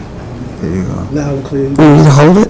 Yeah, you can hold It it. might be better to stand up, because I think it's got a little quiet noise. It doesn't matter. Oh, no, this is going to a different source. Okay. Can y'all hear me now? Yeah. Oh, that's better. Okay. All right. So, my name is Deborah Watkins. I'm the founder of a Black Education Network. And I started teaching 1,000 years ago at the high school level in California. And I started a STEM program 22 years ago, before it was called STEM. And this program sends 100% of its students to college, 90% graduate in 4 years with their BA or BS degrees, and 60% of those degrees are in STEM, which is 8 times the national average for Black students. Somebody ought to say amen. I'll show you something. And so I start with that story because we don't ask white people for permission to do anything for Black kids. That's how we start. And because I was a high school teacher, I recognized early in my career, 45 years ago, that they're not interested in teaching anything about Black history in these schools. And so it's not new that now all of a sudden, they're calling AP African American history into question. because they've never valued what we bring to the table. So we just have never relied on the school system to educate our children. And we should not rely on the school system to educate our children. When we do that, our story begins in slavery. That's right. And unless you create programs outside of the system where you tell the truth about Black history, then our children are going to always have the lie. You know, there's a movement to defy the lie, and with the Healing Network, and I love that because the movement is to defy the lie. And until you take the lie by its neck and wring the lie out of it, it's always going to be in front of you. So I'm a fundraiser too. Oh, that's the other thing. You can't do many of these programs without resources. These after-school programs require resources. And so I've raised millions of dollars for my nonprofit over the past 22 years to run programs for Black children. And all of the money that I've gotten has come from white foundations because I can't get Black people to give to our programs. I wish I could, but what I call the money that I get, I call it reparations. Because the money that they are giving me was gotten on the backs of my ancestors. And so I tell Black people, don't feel like they're giving you anything now when you get these grants, because the money comes from the ill-gotten wealth that they now can decide who they give it to. So that's the way I fundraise. A few years ago, I don't know how many years ago now, Mr. Browder, 10 years ago? About 10 years ago, we had a gathering in Chicago of some conscious conscious Black people. From that, Mr. Browder was one of our keynote speakers. And, just like Mr. Hurd, I think like you said at the end, I already knew that our story was starting slavery. I did know that part. But just the way Mr. Browder presented it was very compelling. So I thought, I should bring him to California to educate our children. So we formed a partnership, and for 4 consecutive years, he would come out to California once a month. For 4 consecutive years, once a month, and teach in 3 different high schools in the heart of Silicon Valley. And the program was so successful that people were asking us to replicate that all over the country. So Fabio's wanted me to talk about the Cultural Imperative Program. That's how that was born. And fortunately, Atlantis came along and helped us create a curriculum that goes along with the Cultural Imperative Program. And so we then ended up in the next few years replicating that program in about 40 cities around the country. So when I say it can be done, it can be done. And when I say that we don't have to rely on white people to make it happen, let me just say we don't have to rely on white people to make it happen. Too often, we sell our children short. And we don't even think they're capable of grasping the real nature of their history. But we have evidence. One of the young men who we hired to do an evaluation of the Cultural Imperative Initiative, when Tony was just coming out to California for 4 years, he ended up doing his PhD at Howard based on our model. And he was able to prove that when Black children are exposed to their history, it actually increases their academic performance. It also, as the superintendent, I think you were a superintendent at one point, stated at the beginning of this talk, I'm saying Zoom, at the beginning of this talk, that discipline issues disappear or they plummet. And part of it, it's not secret, there's no secret to it. Part of it is the lack of engagement. Who wants to hear about white people all the time? I'm just saying. When you have your own rich history.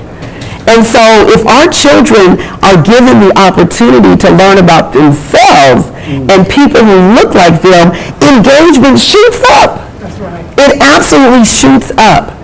And so while I know the topic is infusing African American culture in schools, I'm here to say it can be done if you have a superintendent like him. He's rare. California, the Golden State, has horrific academic performance for black students. Horrific. In California, the Golden State, 70% of our children are not reading at grade level. 70%. 84% are not doing math at grade level. This is the Golden State. This is the 7th largest economy in the world. And yet our children are performing as though they are in some third world country without the resources. Again, what I advocate is that we fight absolutely for African American history in the schools, yes. But while we're fighting, because look how long, I've been in the system for 45 years and black children have been performing like that in California for about that same length of time. So while we're waiting for people to value what we bring to the table, while we're waiting, we need to be educating our own kids outside of the system. Let me just say that one more time. We need to be educated. Somebody ought to say Ashe. That's what we need to do. So I'm going to just stop there because I could just go on and on and on. But I really want to hear from Keyshawn. And I think he's next on the panel. So that's what I have to say. That I meant to mention that Atlantis works for my organization part-time and has created a culturally relevant STEM program like none other in the world. We did a scan of the ecosystem. Atlantis is a brilliant curriculum developer. And she created not only the curriculum for the program that Tony and I started, but she also created the Again STEM initiative, which will be replicated in 10 sites across the country beginning this fall. 10 sites. Yay! So, and then now that she has finished Again STEM curriculum, I am having her work on Fire Rose Sanders' Black History curriculum. And you should see what Atlantis has come up with already. Where did Atlantis go? I was trying to give her props. But anyway, so wait until you see what Atlantis is creating for Fire Rose Saunders. It is going to be game-changing as well. Right. So I'm excited to make that announcement. The woke box, yes, I'm excited. We don't care what DeSantis says. We won't have a woke box. Okay. So anyway, Deshaun, I want to hear from you. Yes. I am. A 21st century leader. That's Yeah, well, it all gets hopefully to start with my 21st century leadership story and my journey through life that brings me to this place today. And it's really a homecoming for me. It's been about 20 some odd years since I've been back here in Selma, but it was a place that was like a second home to me. And thanks to this man, Ted Quad, sitting right next to me. He discovered me in my parents' garage in the lower ninth ward tutoring kids because I had turned my parents' garage into a tutorial center probably at the tender age of 11, 12 years old. And when he learned about the work I was doing in the community, he said, that young man needs to be going to the 21st Century Youth Leadership Camp. Now, I had never met Ted before, but he found me and he started bringing me on this journey to the 21st century. And it was here where I connected with something that was just like another world that I had never experienced, but it would have profound effects on my life. And at the age now of 46 years old, I think I have enough life behind me to look back in a Sankofa way and reflect on what brought me to this and the intentionality of the adults, the elders who are around me to create who I am today. And I pay much tribute and homage to that. And what I would say about the work that I've decided in a journey that I chose in life, I've worked from every point of the cradle to career spectrum as an educator. I went to school for education because that was something I was passionate about, always wanted to do, teach my people, teach children, only to learn that the more I learned, the more I wanted to unlearn. And the more I recognized how the system disenfranchised us through the process of learning. And it was that critical consciousness that really developed through my work and exposure here at 21st Century that gave me a critical set of lenses to look at my life, the world around me in a different way and say that I need to be different in it, to change it. And that is what inspired me to pursue the path of what I call a community educator. And I didn't know that community education was a thing, but I actually ultimately got a PhD in it, so it was a legitimate thing. But what I wanted to be as an educator is someone who met people where they are. So I came from the projects, so I started programs in the projects, and I went to the projects and worked with kids in the projects. And from that work, just learned that in programs like the ones that we do as black educators, as black civic leaders, identifying the needs to create supplemental programs to teach history, expose our kids to cultural arts, are critically important, and they're more important even now. Because as we look at what's happening in our society and we see right-wing tactics trying to whitewash history and dismantle our understanding of ourselves and our own history, it's important for us to have a counter fight, a counter narrative that we are pushing against. And I think part of, why I'm here today and part of, why this film project is actually something that's going forward. I saw Mama Sanders at a funeral in December of one of our beloved 21st century leaders who lost her son. And at that funeral, in her own Mama Rose way, she said, "Keyshawn, we need to get 21st century going again." And she said, "Your children are missing out." And I could not get that out of my head when she said that. And I went back home and I said, she was absolutely right. My children are missing out. They're missing out on a 21st century experience. And we need to do something about that. And she may not remember this, but some years, maybe before Hurricane Katrina, we had talked and we said, you should write a book. You got your PhD, you should write a book and document the story of all your colleagues and peers that's doing great things around the world. And I wrote the book proposal, so I was obedient. But I had not done anything with it. But that conversation in December got a larger conversation started. And as I started talking to some of our 21st century alum, and some of them were working in various roles, and they say, I'm at work and we're working on this, and there's a real question of leadership in this country. There's a crisis of black leadership. Where are we creating pipelines for leadership? And it just kind of grew from, let's just talk about 21st century, to really talking about what's happening at this point in history with black people.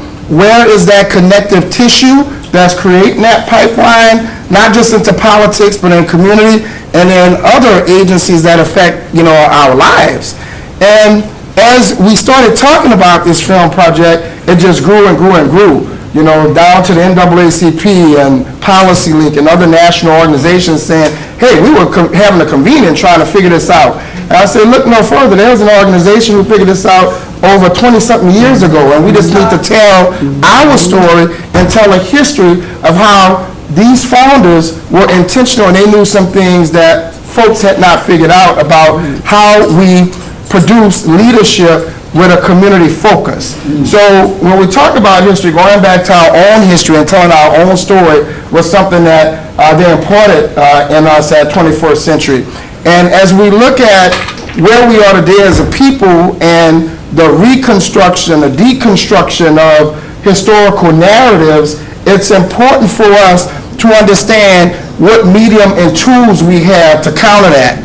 because we can. And while in the present, things may look grim and it may look like we're losing, when you look through history, every progressive movement, there were people fighting and on the front lines, pushing, and then we won.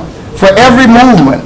And then there's some backlash. So there's a rhythm to this stuff. And we know that when there's progress, there's backlash. But when there's backlash, we don't sit still and idle. We have to be thinking of what that counter strategy is that can move us, continue this movement. And with that being said, you know, we know history is under attack. We know that they're trying to take critical race theory. We know that when Nicole Hannah-Jones created her discoveries around the 1619 Project, it created a flurry of firestorm legislation across the country saying, we don't want y'all talking about that. We don't want you thinking like that. So part of what we have to do now, what we're tasked to do, is interrupt a system of thinking. A system of thinking and thoughts. And how we do that is using our counter narratives. Now the good news is today we're better than ever before at telling our story. And I'll tell you why. Because we all are telling our story every day, all day, documenting our histories on Facebook, on the phone, talking about what we're doing in the present. And I was at a conference last week of the fellows of Open Society Foundation. I happen to be an equality fellow. And the theme of the conference was really powerful. It was past, present, and power. They decided to take future out because the most power we have is creating that thing we call the future. And in the future is ingenuity. In the future is reimagining. It's rethinking the things that are possible for us and really bringing that to bear. Because let's face it, we never see a future. It doesn't exist. You know, you have 7 days in a week, but one day are not part of those days in a week. So when we talk about the future, it really gets created in the present. And one of the things that I loved about the 21st Century Camp, they never told us you were going to be a leader in the future. It was like the minute you came into the camp, you are a 21st century leader. They declared it at that moment that you are a leader. So we didn't have time to get ready for the future. We had to do it in that moment. It was like, oh, I'm a leader. So we stood up, and like Dr. Rhoda said earlier, you know, this idea of self-fulfilling prophecy, they understood that. We're going to keep telling these children they're leaders. And today, we kept receipts, and we have people all over the country that are doing the work that we were trained to do more than 22 years ago, and I couldn't be more proud of my peers sitting out here like Oli and the great work she's done, like Kumba, the great work she's done, and the transformative experience she even created for me when I was just 20 years old. She held our hands and brought us to Africa and brought us through the country, and we saw things and learned things and really got connected to a land that we were stolen away from. And that too was created by the 21st century experience. So I'm here today to just talk about what is the power we have to create those narratives and what are the strategies we put forward to create the narratives that we want. Because we can get really bogged down with saying what they're doing and that they're taking this away, but we get to create generative conversations and generate more and more. And we have to get smart about it. Because, hey, I'm a scholar, I like to write books and I like to pontificate, but at the end of the day, people are not reading a lot these days. And while we want people to read 30 minutes a day, where they're really spending their time, they're spending 3.5 hours a day consuming subscription-based TV. And I'm going to tell you the story behind that. They're spending about 5.8 hours with social media. Now, you do the math, that's about a 30 a day. And the other 8 is sleeping, right? So if you're at school or work, everything else is digital. So we have to really start using those mediums to tell our story, to put our history out. And part of this film project is really telling a story, I think, to America that needs to get, okay, there's no secret of how you create leaders. This organization, 21st Century, had a model for that. And I just want y'all to give a hand clap to the founders and all the elders, because they knew what they were doing. And again, we got the receipts to show. But what I would say is, looking at new media, training folks to tell those stories, because we have to get into doing what they do. You know, having content, producing content, and allowing that content to carry its own messages, all right? And this is why we're doing this project, and I didn't know I was going to stumble into all this, but there's a war going on right now, where streaming services, everyone's looking for black content, because the audience is a black audience. It's 70% of us, and it went from 65 to 70% of black viewership. And they want our attention. They want to give that audience content that they want to consume, and that's an opportunity for us to be in charge of that. So thank you.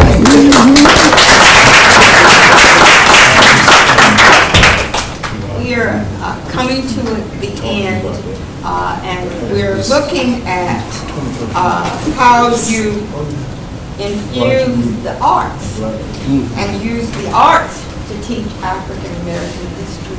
And we're privileged to have with us today Kumba Toure, Director of Africa Rise and founder of the 21st Century Leadership Movement chapter in Mali, Africa.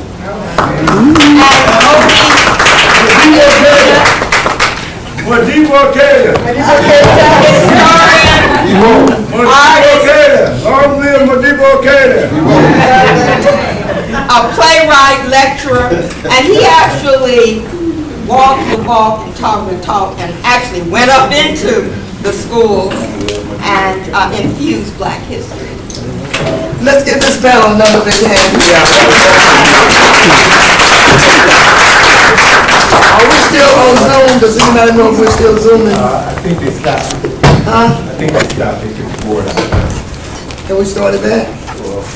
Does anybody know how to start it? That's so good. Look good. We gotta get your mic up. So just run it through and under. Okay. Yeah, under. I met you at Howard in 1992. 1992? When you and Al Freeman came through to do a sneak preview of the movie.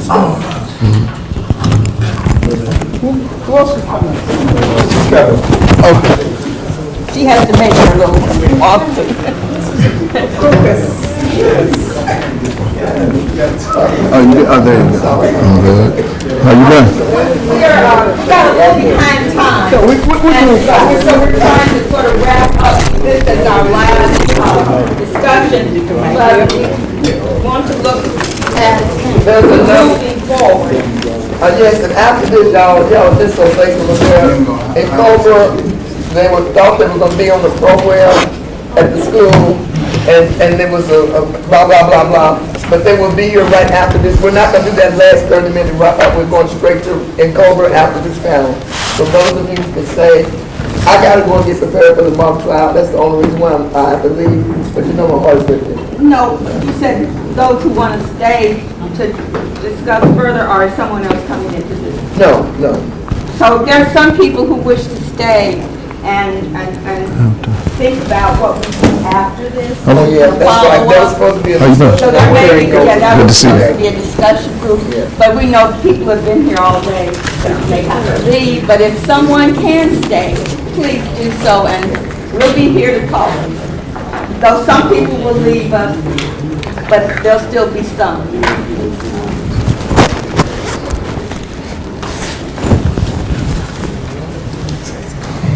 You want me to go first? Another one about two of our other history makers, and they're the just walked in, West Thompson and Reverend. Because I'm about to bring my children. I'm about to bring those children out. Hello.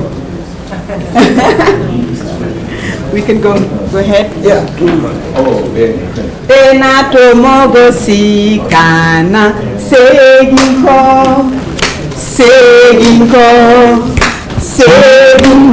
tena tomogo sikana seginko nikono tetaga kamate kataga kumate fodala segelonga lekata meneni nena yele.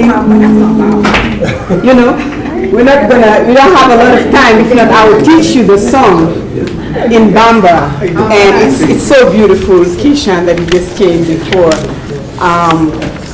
the reason why I am here is, we share this reason, which is 21st century youth leadership movement.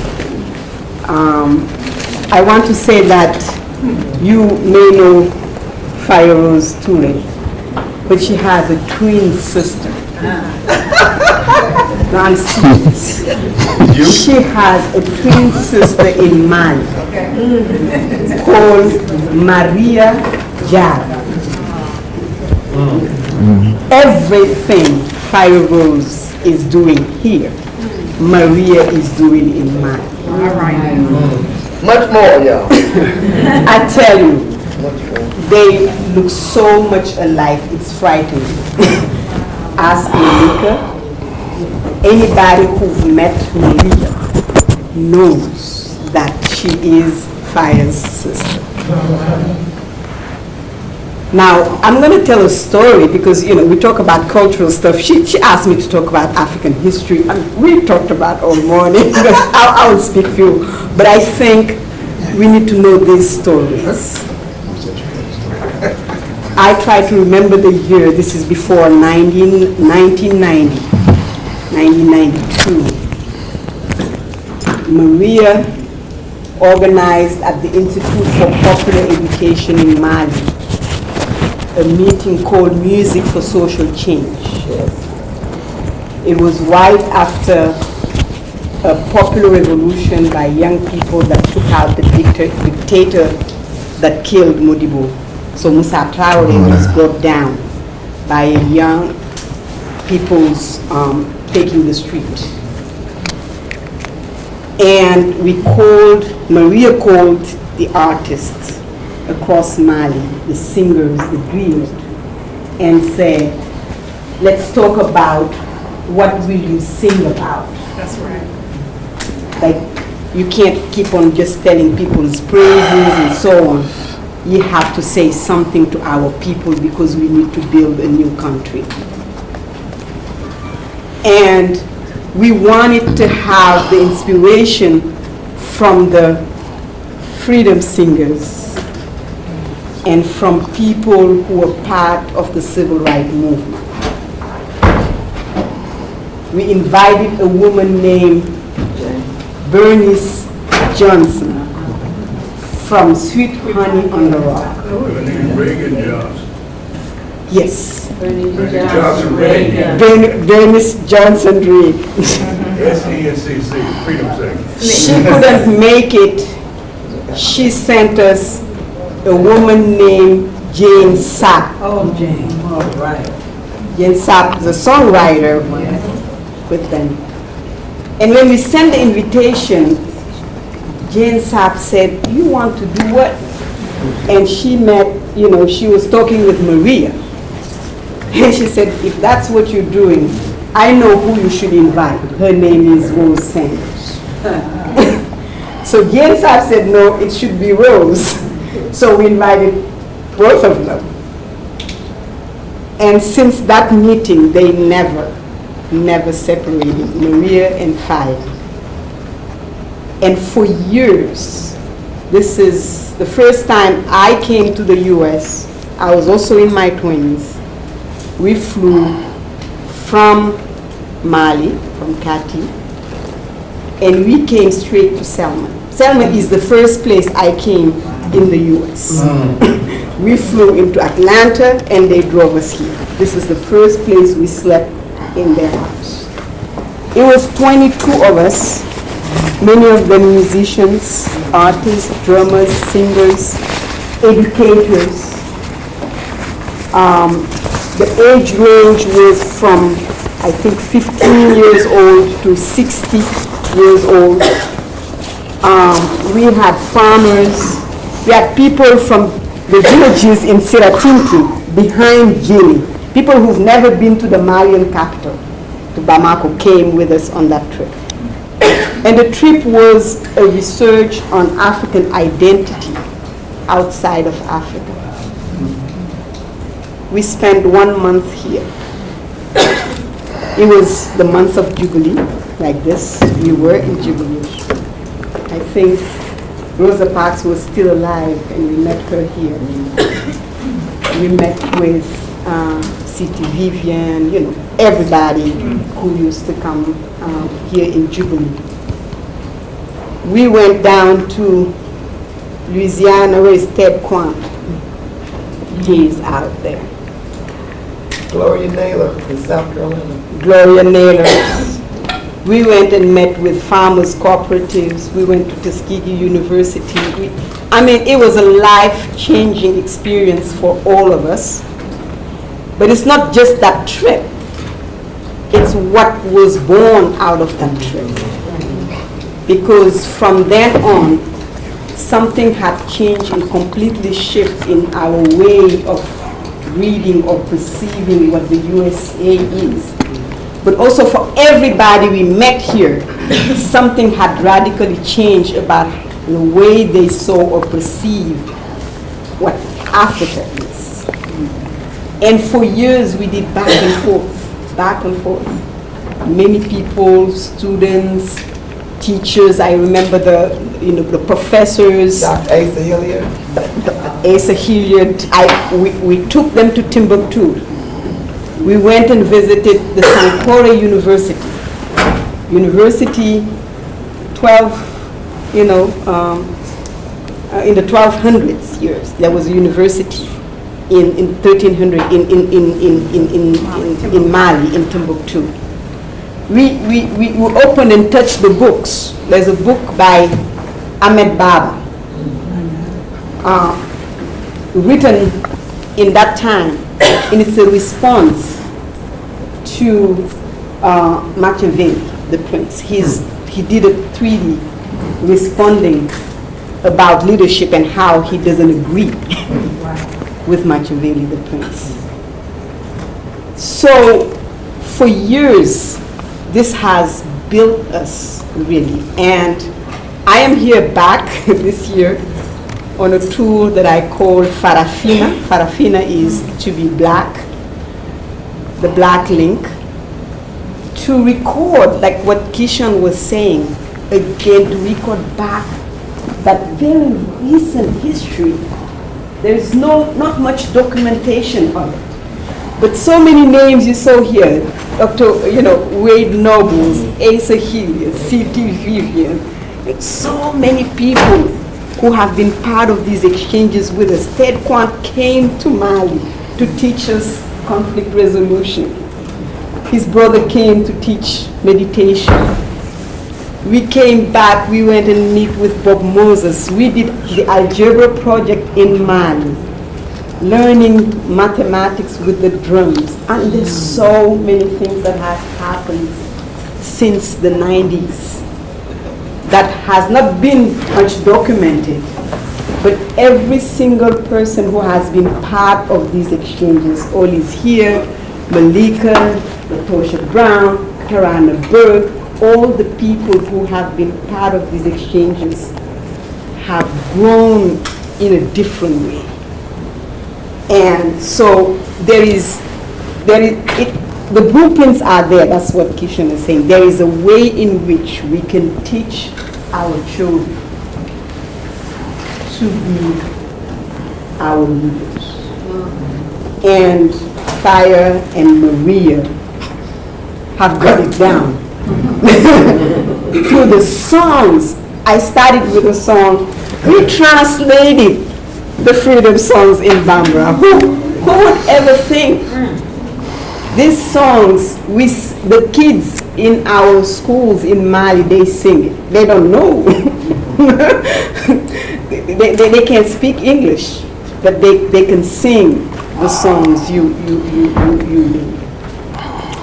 I am a writer and a publisher of children's books, and I believe in creating stories and publishing and creating the stories where our children can see themselves, recognize themselves, be proud of who they are and who their great-grandmothers are, and be okay with their features, their names, see their own images in our books, because believe it, what is happening here is also what is happening on the continent. Nothing has been different. the way the miseducation is going is exactly the same thing. Colonization, slavery, everything happened to us in both places. We just don't always know about how it's connected. But we write and we create the stories not only for our children, but for all the children in the world, whether they're in China or in, I don't know, in India or in Europe. Because there is a saying, you haven't done anything until you raise the other people's children. Wow.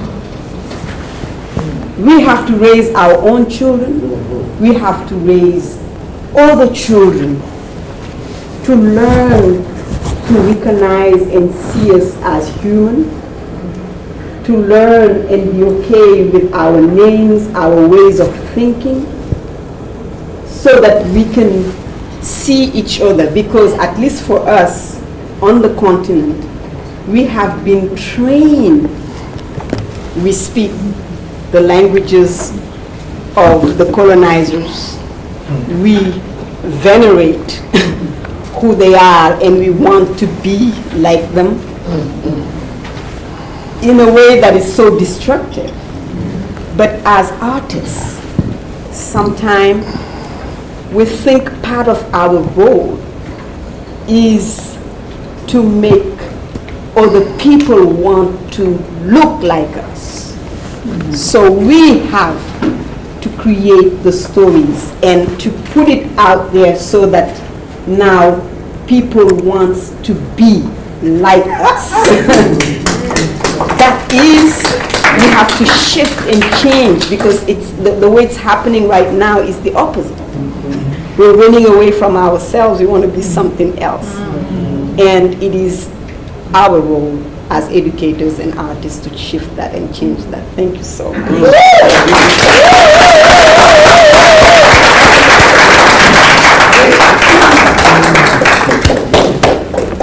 Okay. Hello, my turn? Okay, so while Totos come forward, please. Totos.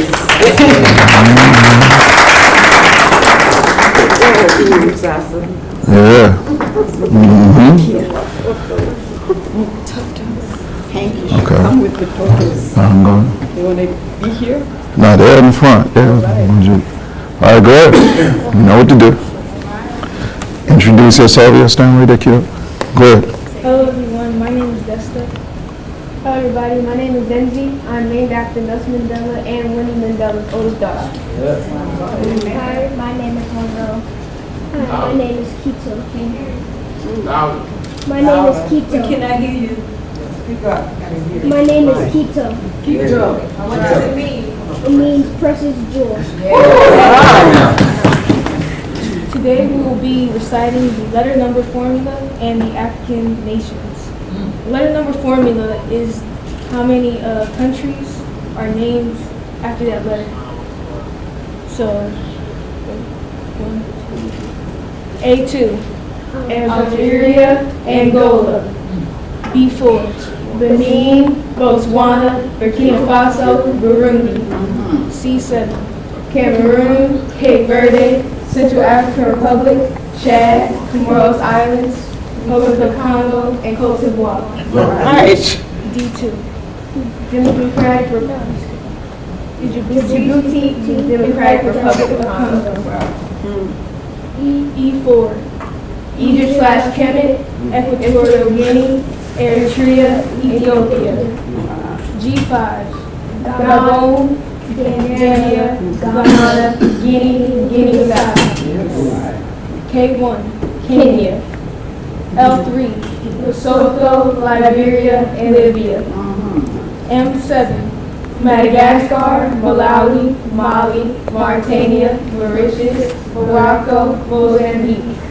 And 3, Namibia, Niger, and Nigeria. R1, Rwanda.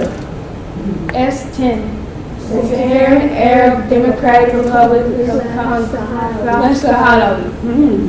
Sao Tome and Principe, Senegal, Seychelles, Sierra Leone, Somalia, South Africa / Tanzania, Sudan, South Sudan, Swaziland / Eswatini, T3, Tanzania, Togo, Tunisia, U1, Uganda, Z2, Zambia, and Zimbabwe.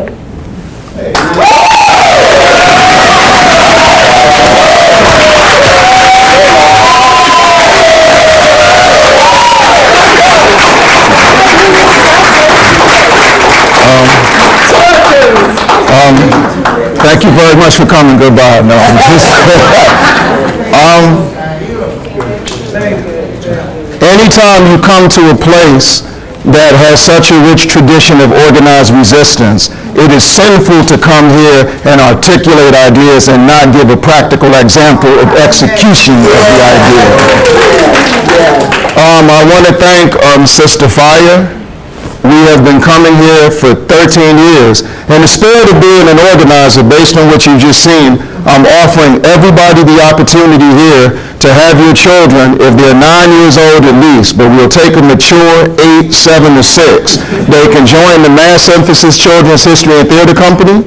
We have 3 history classes on Saturday, one with children in Connecticut and Rhode Island virtually, one that's national at 3 o'clock in the afternoon that now has children in Trinidad, and from 5 to 6 East Coast time children in Canada.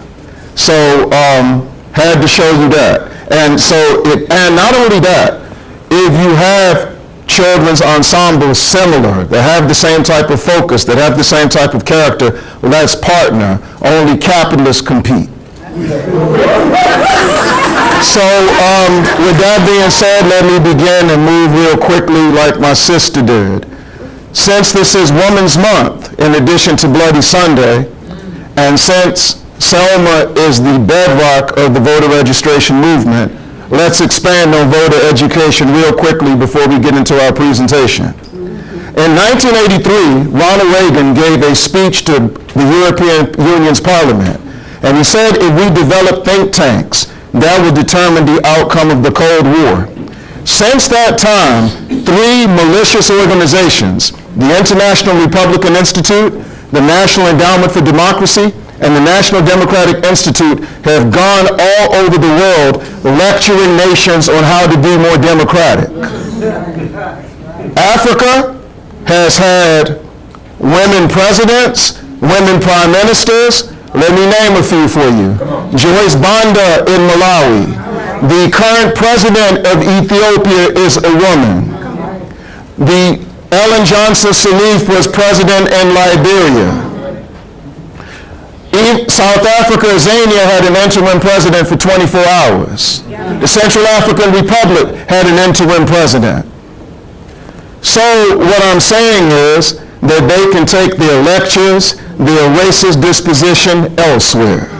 So I just wanted to deal with that, paying respect to the labor in relationship to that issue as we do it here. Art and culture in relationship to our resistance. Last year was the 100th birthday of the warrior that Sister Fire is named after, and she caught hell for taking the name. Ahmed Sekou Touré, leader of the Guinean Revolution, would have been 100 years old last year, and he's got the most lucid definition on culture, arguably. He says, culture is the sum total of spiritual and material values obtained by humanity throughout its history. So culture never rests, culture is never stagnant, culture is never satisfied. It evolves every second, every minute. One of the things, by dealing with culture, it puts us in a very strategic position, as you can see. Because you plant a seed in the minds of children not to be intimidated about history. Because when you come to look at our most significant contributors, you can make an affirmative statement that our history is the history of exceptional people. And one of the biggest challenges we have, even harder than the struggle to make our cultural and political expression synonymous, is to make the exception the norm and to make the norm the exception. Make opportunists the exception. Cowards the exception. Saboteurs the exception. Pimps the exception. Make those who want to build their reputation at the expense of our movement and not build a movement the exception, not the rule. The decolonization process at its best. Through this process, the children will learn that the most valuable resource is the human resource. That is definitely not to regard when Mukasa screams at the top of his lungs, that's our gold in Africa, our coltan in Africa, our diamonds in Africa, our oil, but it is the human being who determines how they are utilized. And at a time where our children are trumpeting the concept of generational wealth, we must tell them it's not about the accumulation of wealth, it is the utilization of wealth. So culture will help us deal with this. So let me just highlight a few plays I have had the honor, because I say it's an honor to work with children, a privilege to work with children, and at the same time fulfilling a historical obligation, because history obligates all of us to contribute, because struggle is not an option, but an obligation. So with that being said, I'll just highlight some. When my son, I'll start with the one where we welcomed my 4-year-old to Washington, D.C. because he was born in New York. So we did one called Selma and Elementa, treating the sick, liberating the oppressed. In case you don't know, because you have had the amputated narrative of the African experience stuffed down your throats, just like their perception of religion, their perception of democracy, their perception of everything, you may say, what is the connection between Samora Machel, Mozambique's first president, and Araminta Ross, affectionately known as Harriet Tubman? Before Samora Machel became a first-rate guerrilla fighter, he was a nurse. His first political activity was he organizes the Mozambican nurses protesting that there's a disparity in wages between what they get as the indigenous people of Mozambique and what the Portuguese nurses get, invaders and conquerors. Then he's a nurse. Harriet Tubman was a nurse. Samora Machel's middle name is Moises. That's how you say Moses in Portuguese. So the lesson that the children who performed that play got is that men can be nurses and women can be liberators. And if you know the history of Mozambique, you know the history of Tanzania. And Tanzania is invaluable to us because Mwalimu Julius Nyerere allowed all the guerrilla fighters from Namibia, Angola, Zimbabwe, and Mozambique to get to Tanzania and train. But in Mozambique, they patterned their escape route to Tanzania after studying the Underground Railroad. But some will tell us, oh no, teach about Harriet Tubman over here and teach about Samora Machel. We bring it together because we're one. Yes. All right. We did another play called Standing Strong in 1965. And man, I've been wanting to tell this story publicly for the longest time. And if you know 1965, this is what we picked. So we started with Lorraine Hansberry's death from pancreatic cancer at age 34 in January of 65. Malcolm's assassination by the FBI, New York Police Department, and CIA, and we've been pushing that, and that's Mella can tell you. We not Johnny-come-latelys in that position. All the cowards were accusing the Nation of Islam because they were intimidated to deal with the FBI and CIA, creating an atmosphere for them to be strong. As a matter of fact, there were some pigs when we were young that went around in Washington, D.C. saying that I was trying to have my brother, Matson Miller, killed. And we had to come together and deal with that and say we're not biting the bait. The FBI got to do better than that. But anyway, getting back to the point, and then you have Ian Smith in Rhodesia dealing with the Universal Declaration of Rhodesia in 1965.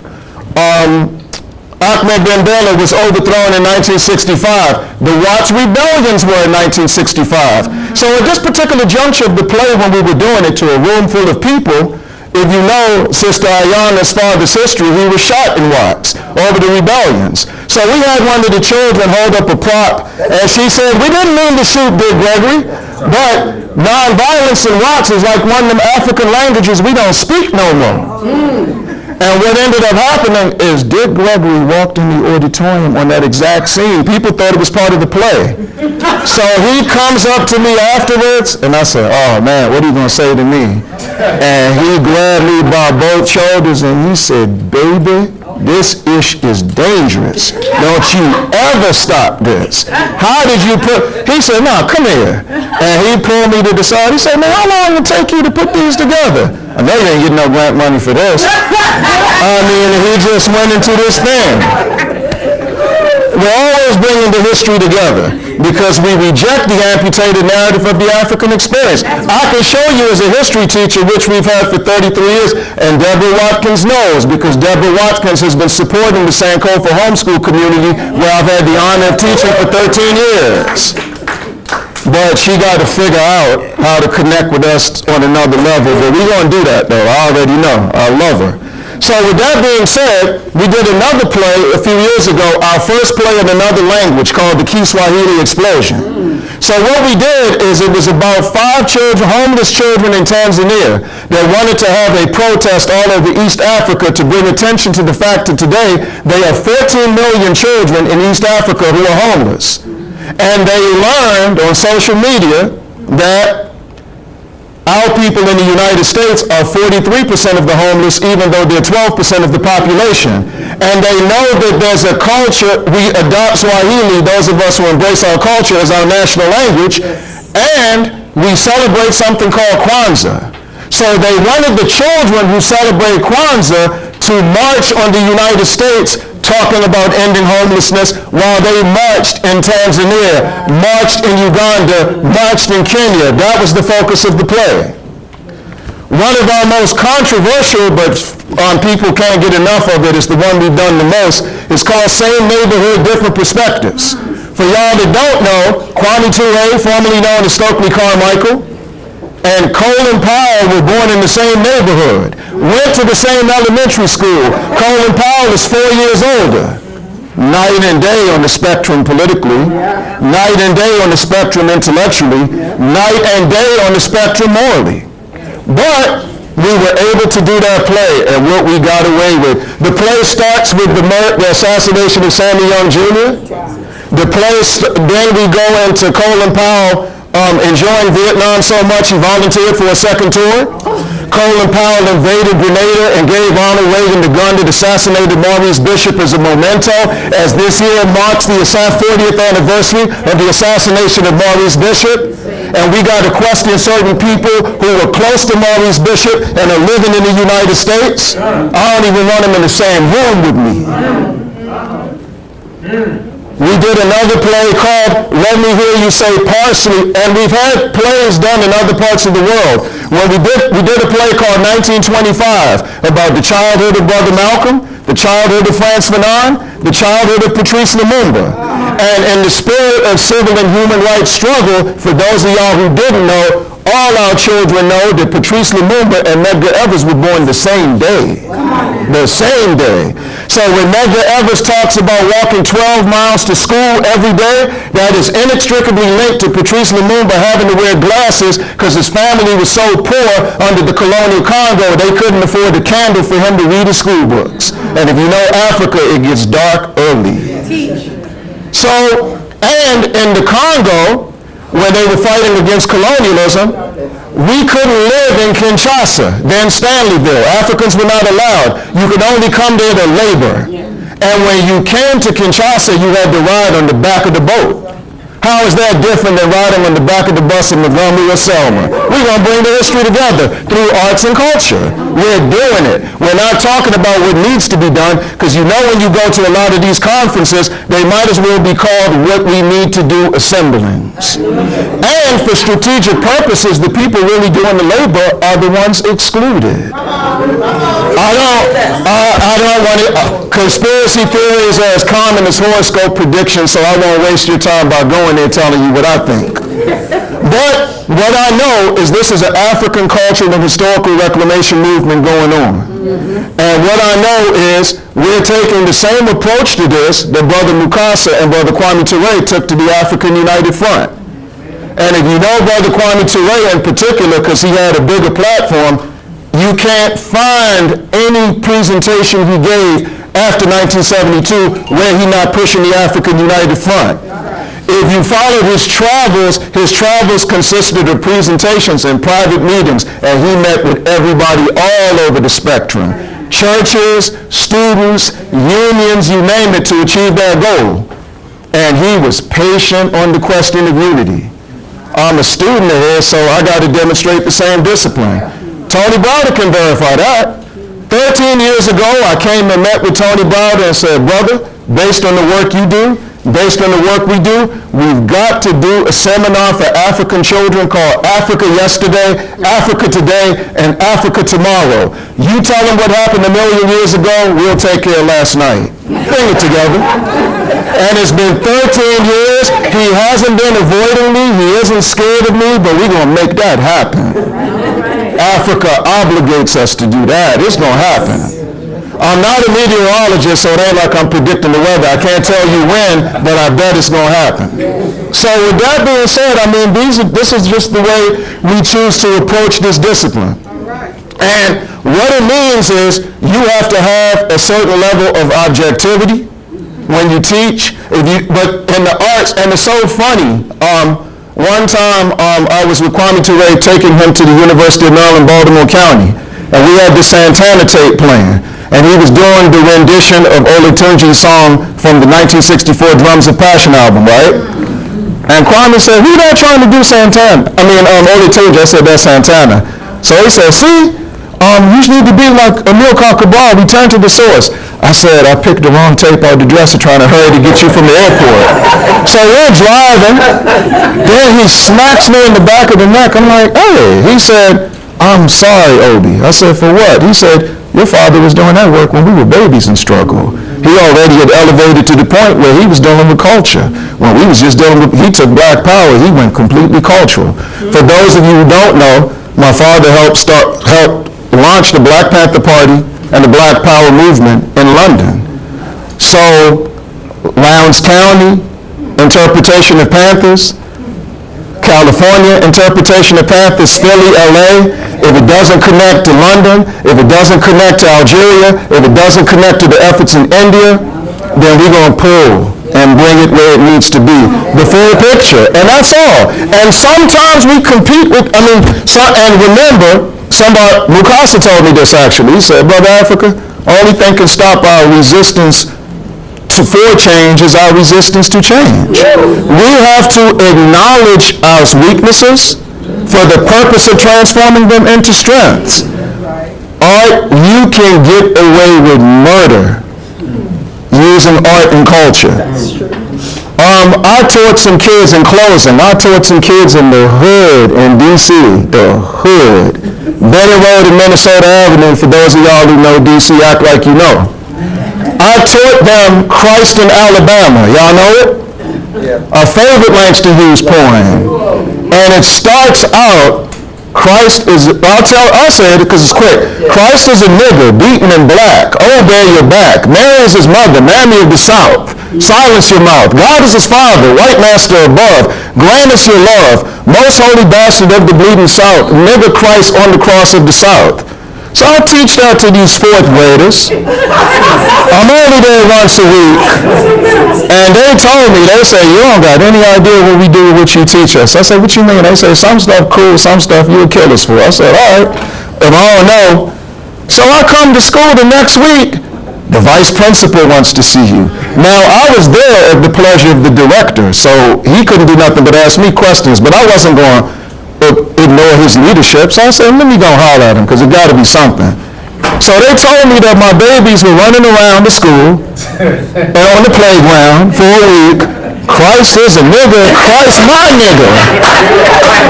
So he said, hey bro, come on. I said, what I do? You told him the point. But he said, can you explain what the purpose was? I said, yeah. I said, Brother Langston Hughes, when he wrote the poem, the purpose he did that is because he wanted to make a statement in poetic artistic form The first place to practice segregation aggressively in this country weren't bus terminals in Montgomery, the church. You got an African Methodist church and a Universal Methodist church for a reason. You have an you have a Southern Baptist and a First Baptist for a reason. So he just decided to expose it, and he was slick, because he was saying, since Jesus looked like the people you call a nigger, and you never called him that on Sunday, Monday, Tuesday, spare me.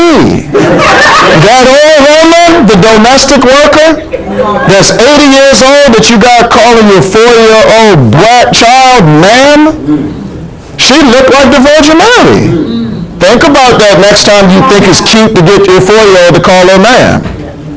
And since y'all like burning crosses, ain't nothing else to say about that. Since the first ship you sent to collect us was named after Jesus, we need to go further. He did that in the poem. You know what he said? He said, oh, Langston Hughes wrote that. I thought you wrote it.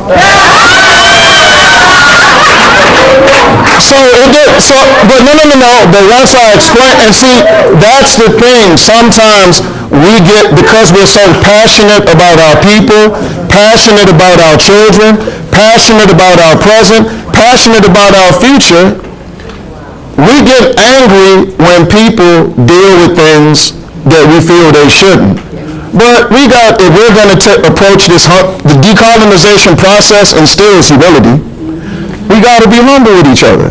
And I'm ending on this. As you see, I like the brothers' mother, those beautiful children. I like their parents to stand up. They're so humble. They're here. They weren't going to stand up. They're here too.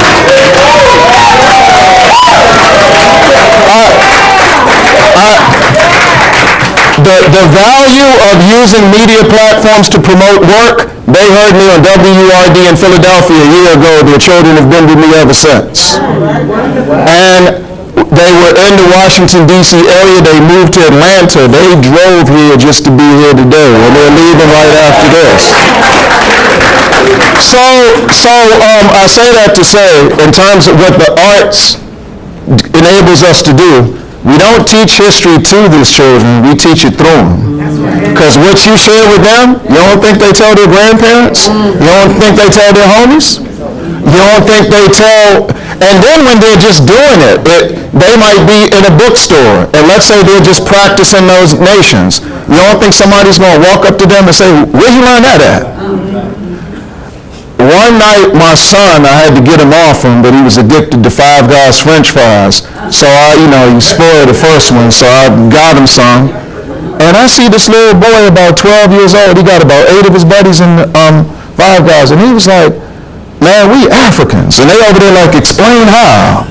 And, we masked up. This is at the height of the corona stuff. So he's telling them why he feels they're African. And I'm like, wow. So he turns around and looks at me and starts laughing. And I said, bro, young brother, how old are you? He said, I'm 13. And I said, man, we've been fighting our whole life to get our babies to talk like that. He said, I guess so. I was in your class for 2 years and pulled his mask off. So whether it's the jails, whether it's the juvenile detention centers, whether it's the churches, whether it's we were in JD yesterday. As our sister said, we were in Selma today. We'll never come to a conference and not try to touch that community and not build relationships moving. That's how we use art and culture for revolutionary purposes. Thank you so much.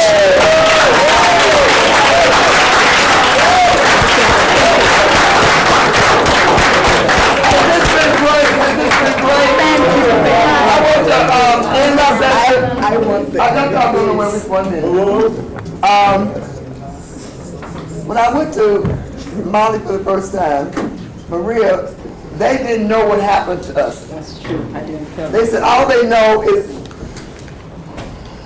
their mothers, their fathers. They woke up one morning, they weren't there. And that night, it was night when we got there. And they began to sing, I want you to help me.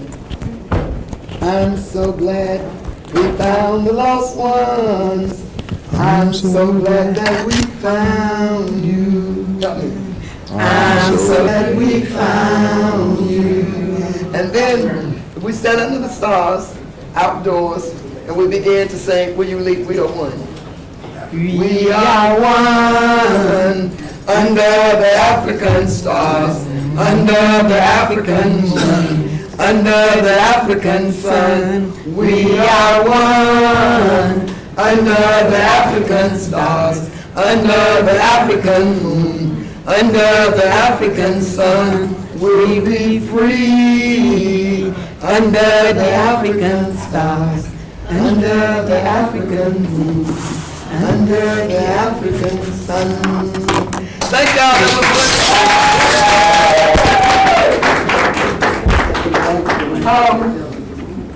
Y'all, we got one more workshop on in Cobra, but before we do this, I got to get ready for the morgue trial.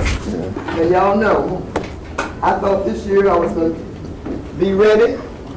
My son did the trial outline 2 weeks ago. The students are here, and they helped me so much, y'all. The students from Durgan Marshall, they were your servants today.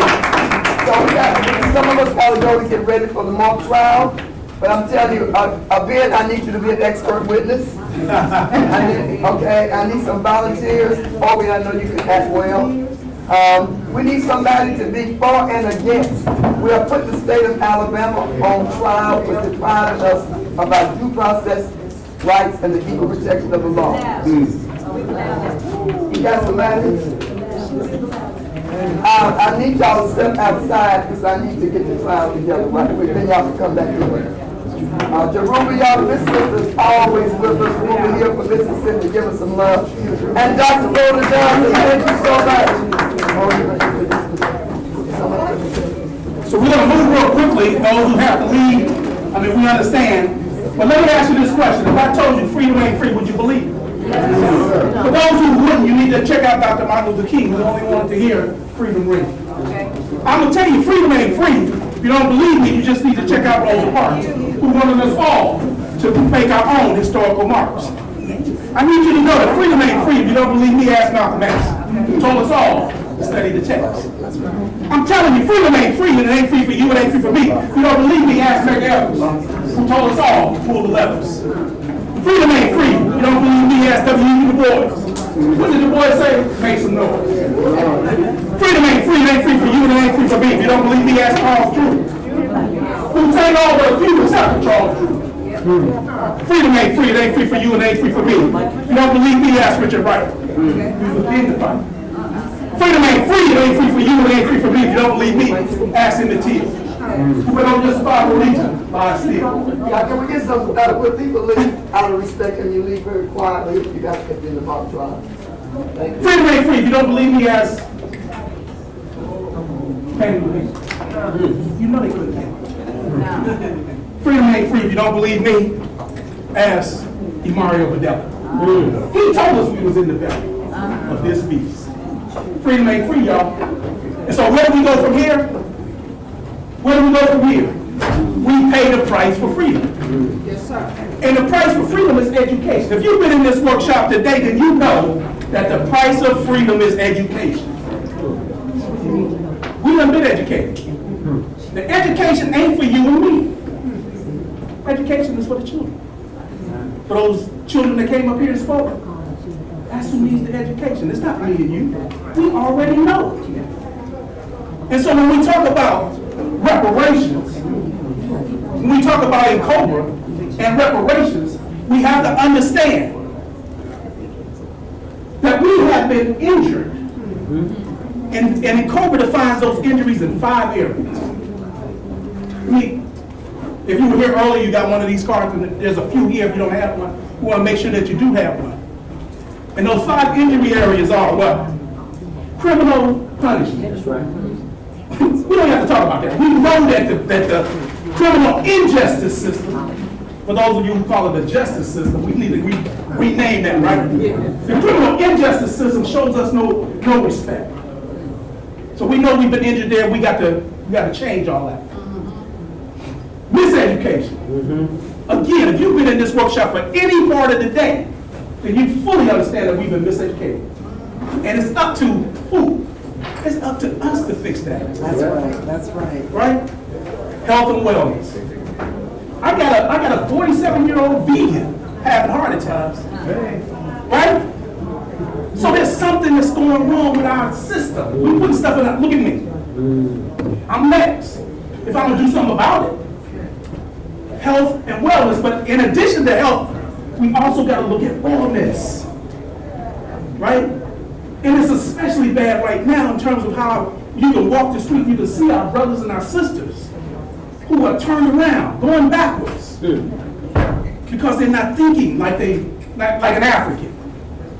Not thinking like an African. We know that wealth and poverty is totally out of balance. Right? The exploitation of African people, from a resource perspective, it ain't just cash, right? It's from a resource perspective. We've been robbed, and we got to get that back. That's right. And then the last area is nationhood or peoplehood. We don't know we African. We don't accept that we are African. And so that's what we got to change. And so what we're going to do right now is my sister's going to tell us just a few things, a few of the kind of things that we are sharing with our people so that we can fix some of these things. It's on us. Sister Brenda Lett. Thank you, Brother Lucado, for allowing me to say a couple words. My name is Brenda Lett. I'm originally from Chicago. I currently live in Manchester, New Hampshire. I do. And part of our movement goal is that you know that it is time for reparations. That's right. Yeah. So that means we need to suit up, Father. We need to suit up, and we need to be armed with respect, understanding, and conviction. So we already know about the Memphis sanitation strike back in the day, back in February 12, 1968. And it's pretty much famous for the Dr. Martin Luther King speech when he went to the mountaintop. But these brothers, they came together around the death of two of their workers, Equals Cole and Brother Robert Walker, who were killed doing that work. And then, of course, everybody knows about Rosa Parks, who decided that she was a human being and she wasn't going to get up on that particular day. So one of her quotes was, "Each person must live their life as a role model for others. And the memories of our lives, of our works and our deeds will continue in others." And that Montgomery bus boycott that everyone knows about, which was over a year long. So what you also probably know is that we have 41 million people of African descent in our country. And that we are approaching the end of the United Nations recognition of the International Decade of People of African Descent, which started in 2015 and ends next year in 2024. Their theme was recognition, justice, and development. So we still got a lot of movement to do. So for the presentation that Brother Lucado allowed me to do, I have 3 points. The first is reparations is really about the restoration of our humanity. The second is that we need to build on our work. We need to build on the work of our ancestors. Yeah. And the third is that we need to identify what our individual purpose is. So we got to take some personal responsibility. That's right. We got to monitor our health. And our health is our spiritual health. Our health, of course, is our physical health, our mental health, our emotional health. Our feelings get in the way sometimes. And our financial health. And then we have these family responsibilities.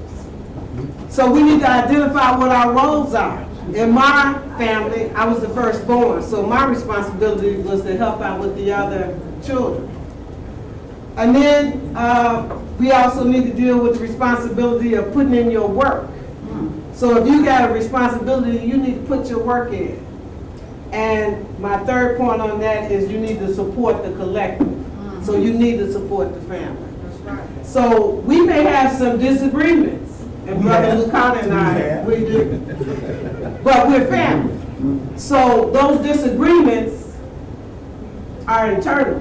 When we come into the community, we have to be as one. So we have to build community, and the first thing is we need to be clear on our goal. We need to seek clarification, and that's some of what happened today with our education that we had here. And then we need to determine our role and our responsibility. Our responsibility around what is our commitment to do what it is that we're hoping to do. And then we got to monitor our emotions. We need to be true to ourselves, but we also need to respect other people.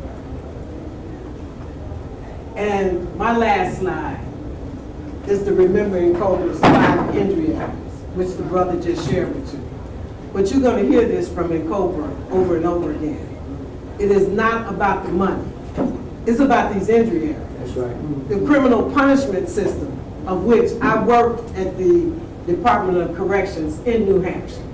And I'm here to tell you, even in New Hampshire, the brothers were disproportionately incarcerated more so than the brothers that we had in our community. And so in every 50 states, it is disproportionately us that's in those prisons. And then, of course, education, we've had that today, health, peoplehood, nationhood, and then wealth and property. So for us, it's not just about the check. The check is important, but it's about restoring our humanity. That's right. Thank you, brother. All right.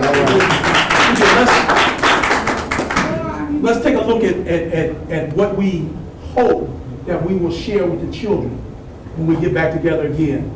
You know, we got to give them something that they can cling to. So when we say we have a few chants that we want you to help us with. For example, when you say reparations now, I'm gonna tell you what we need to repair. Okay? So say reparations now. Reparations now. Heal my soul. Reparations now. Repair my heritage. Reparations now. Heal my health. Reparations now. Repair my identity. Reparations now. Repair my education. Reparations now. Okay, so we got those are the 5 injury areas, right? And so we got to tell our children, when you hear reparations now, you got to recite those injuries back to me. Okay, so you'll understand. If they know what the problem is, you know the scientific problem solving thing, right? First you got to identify the problem. Right. They don't know the problem. They don't. You know,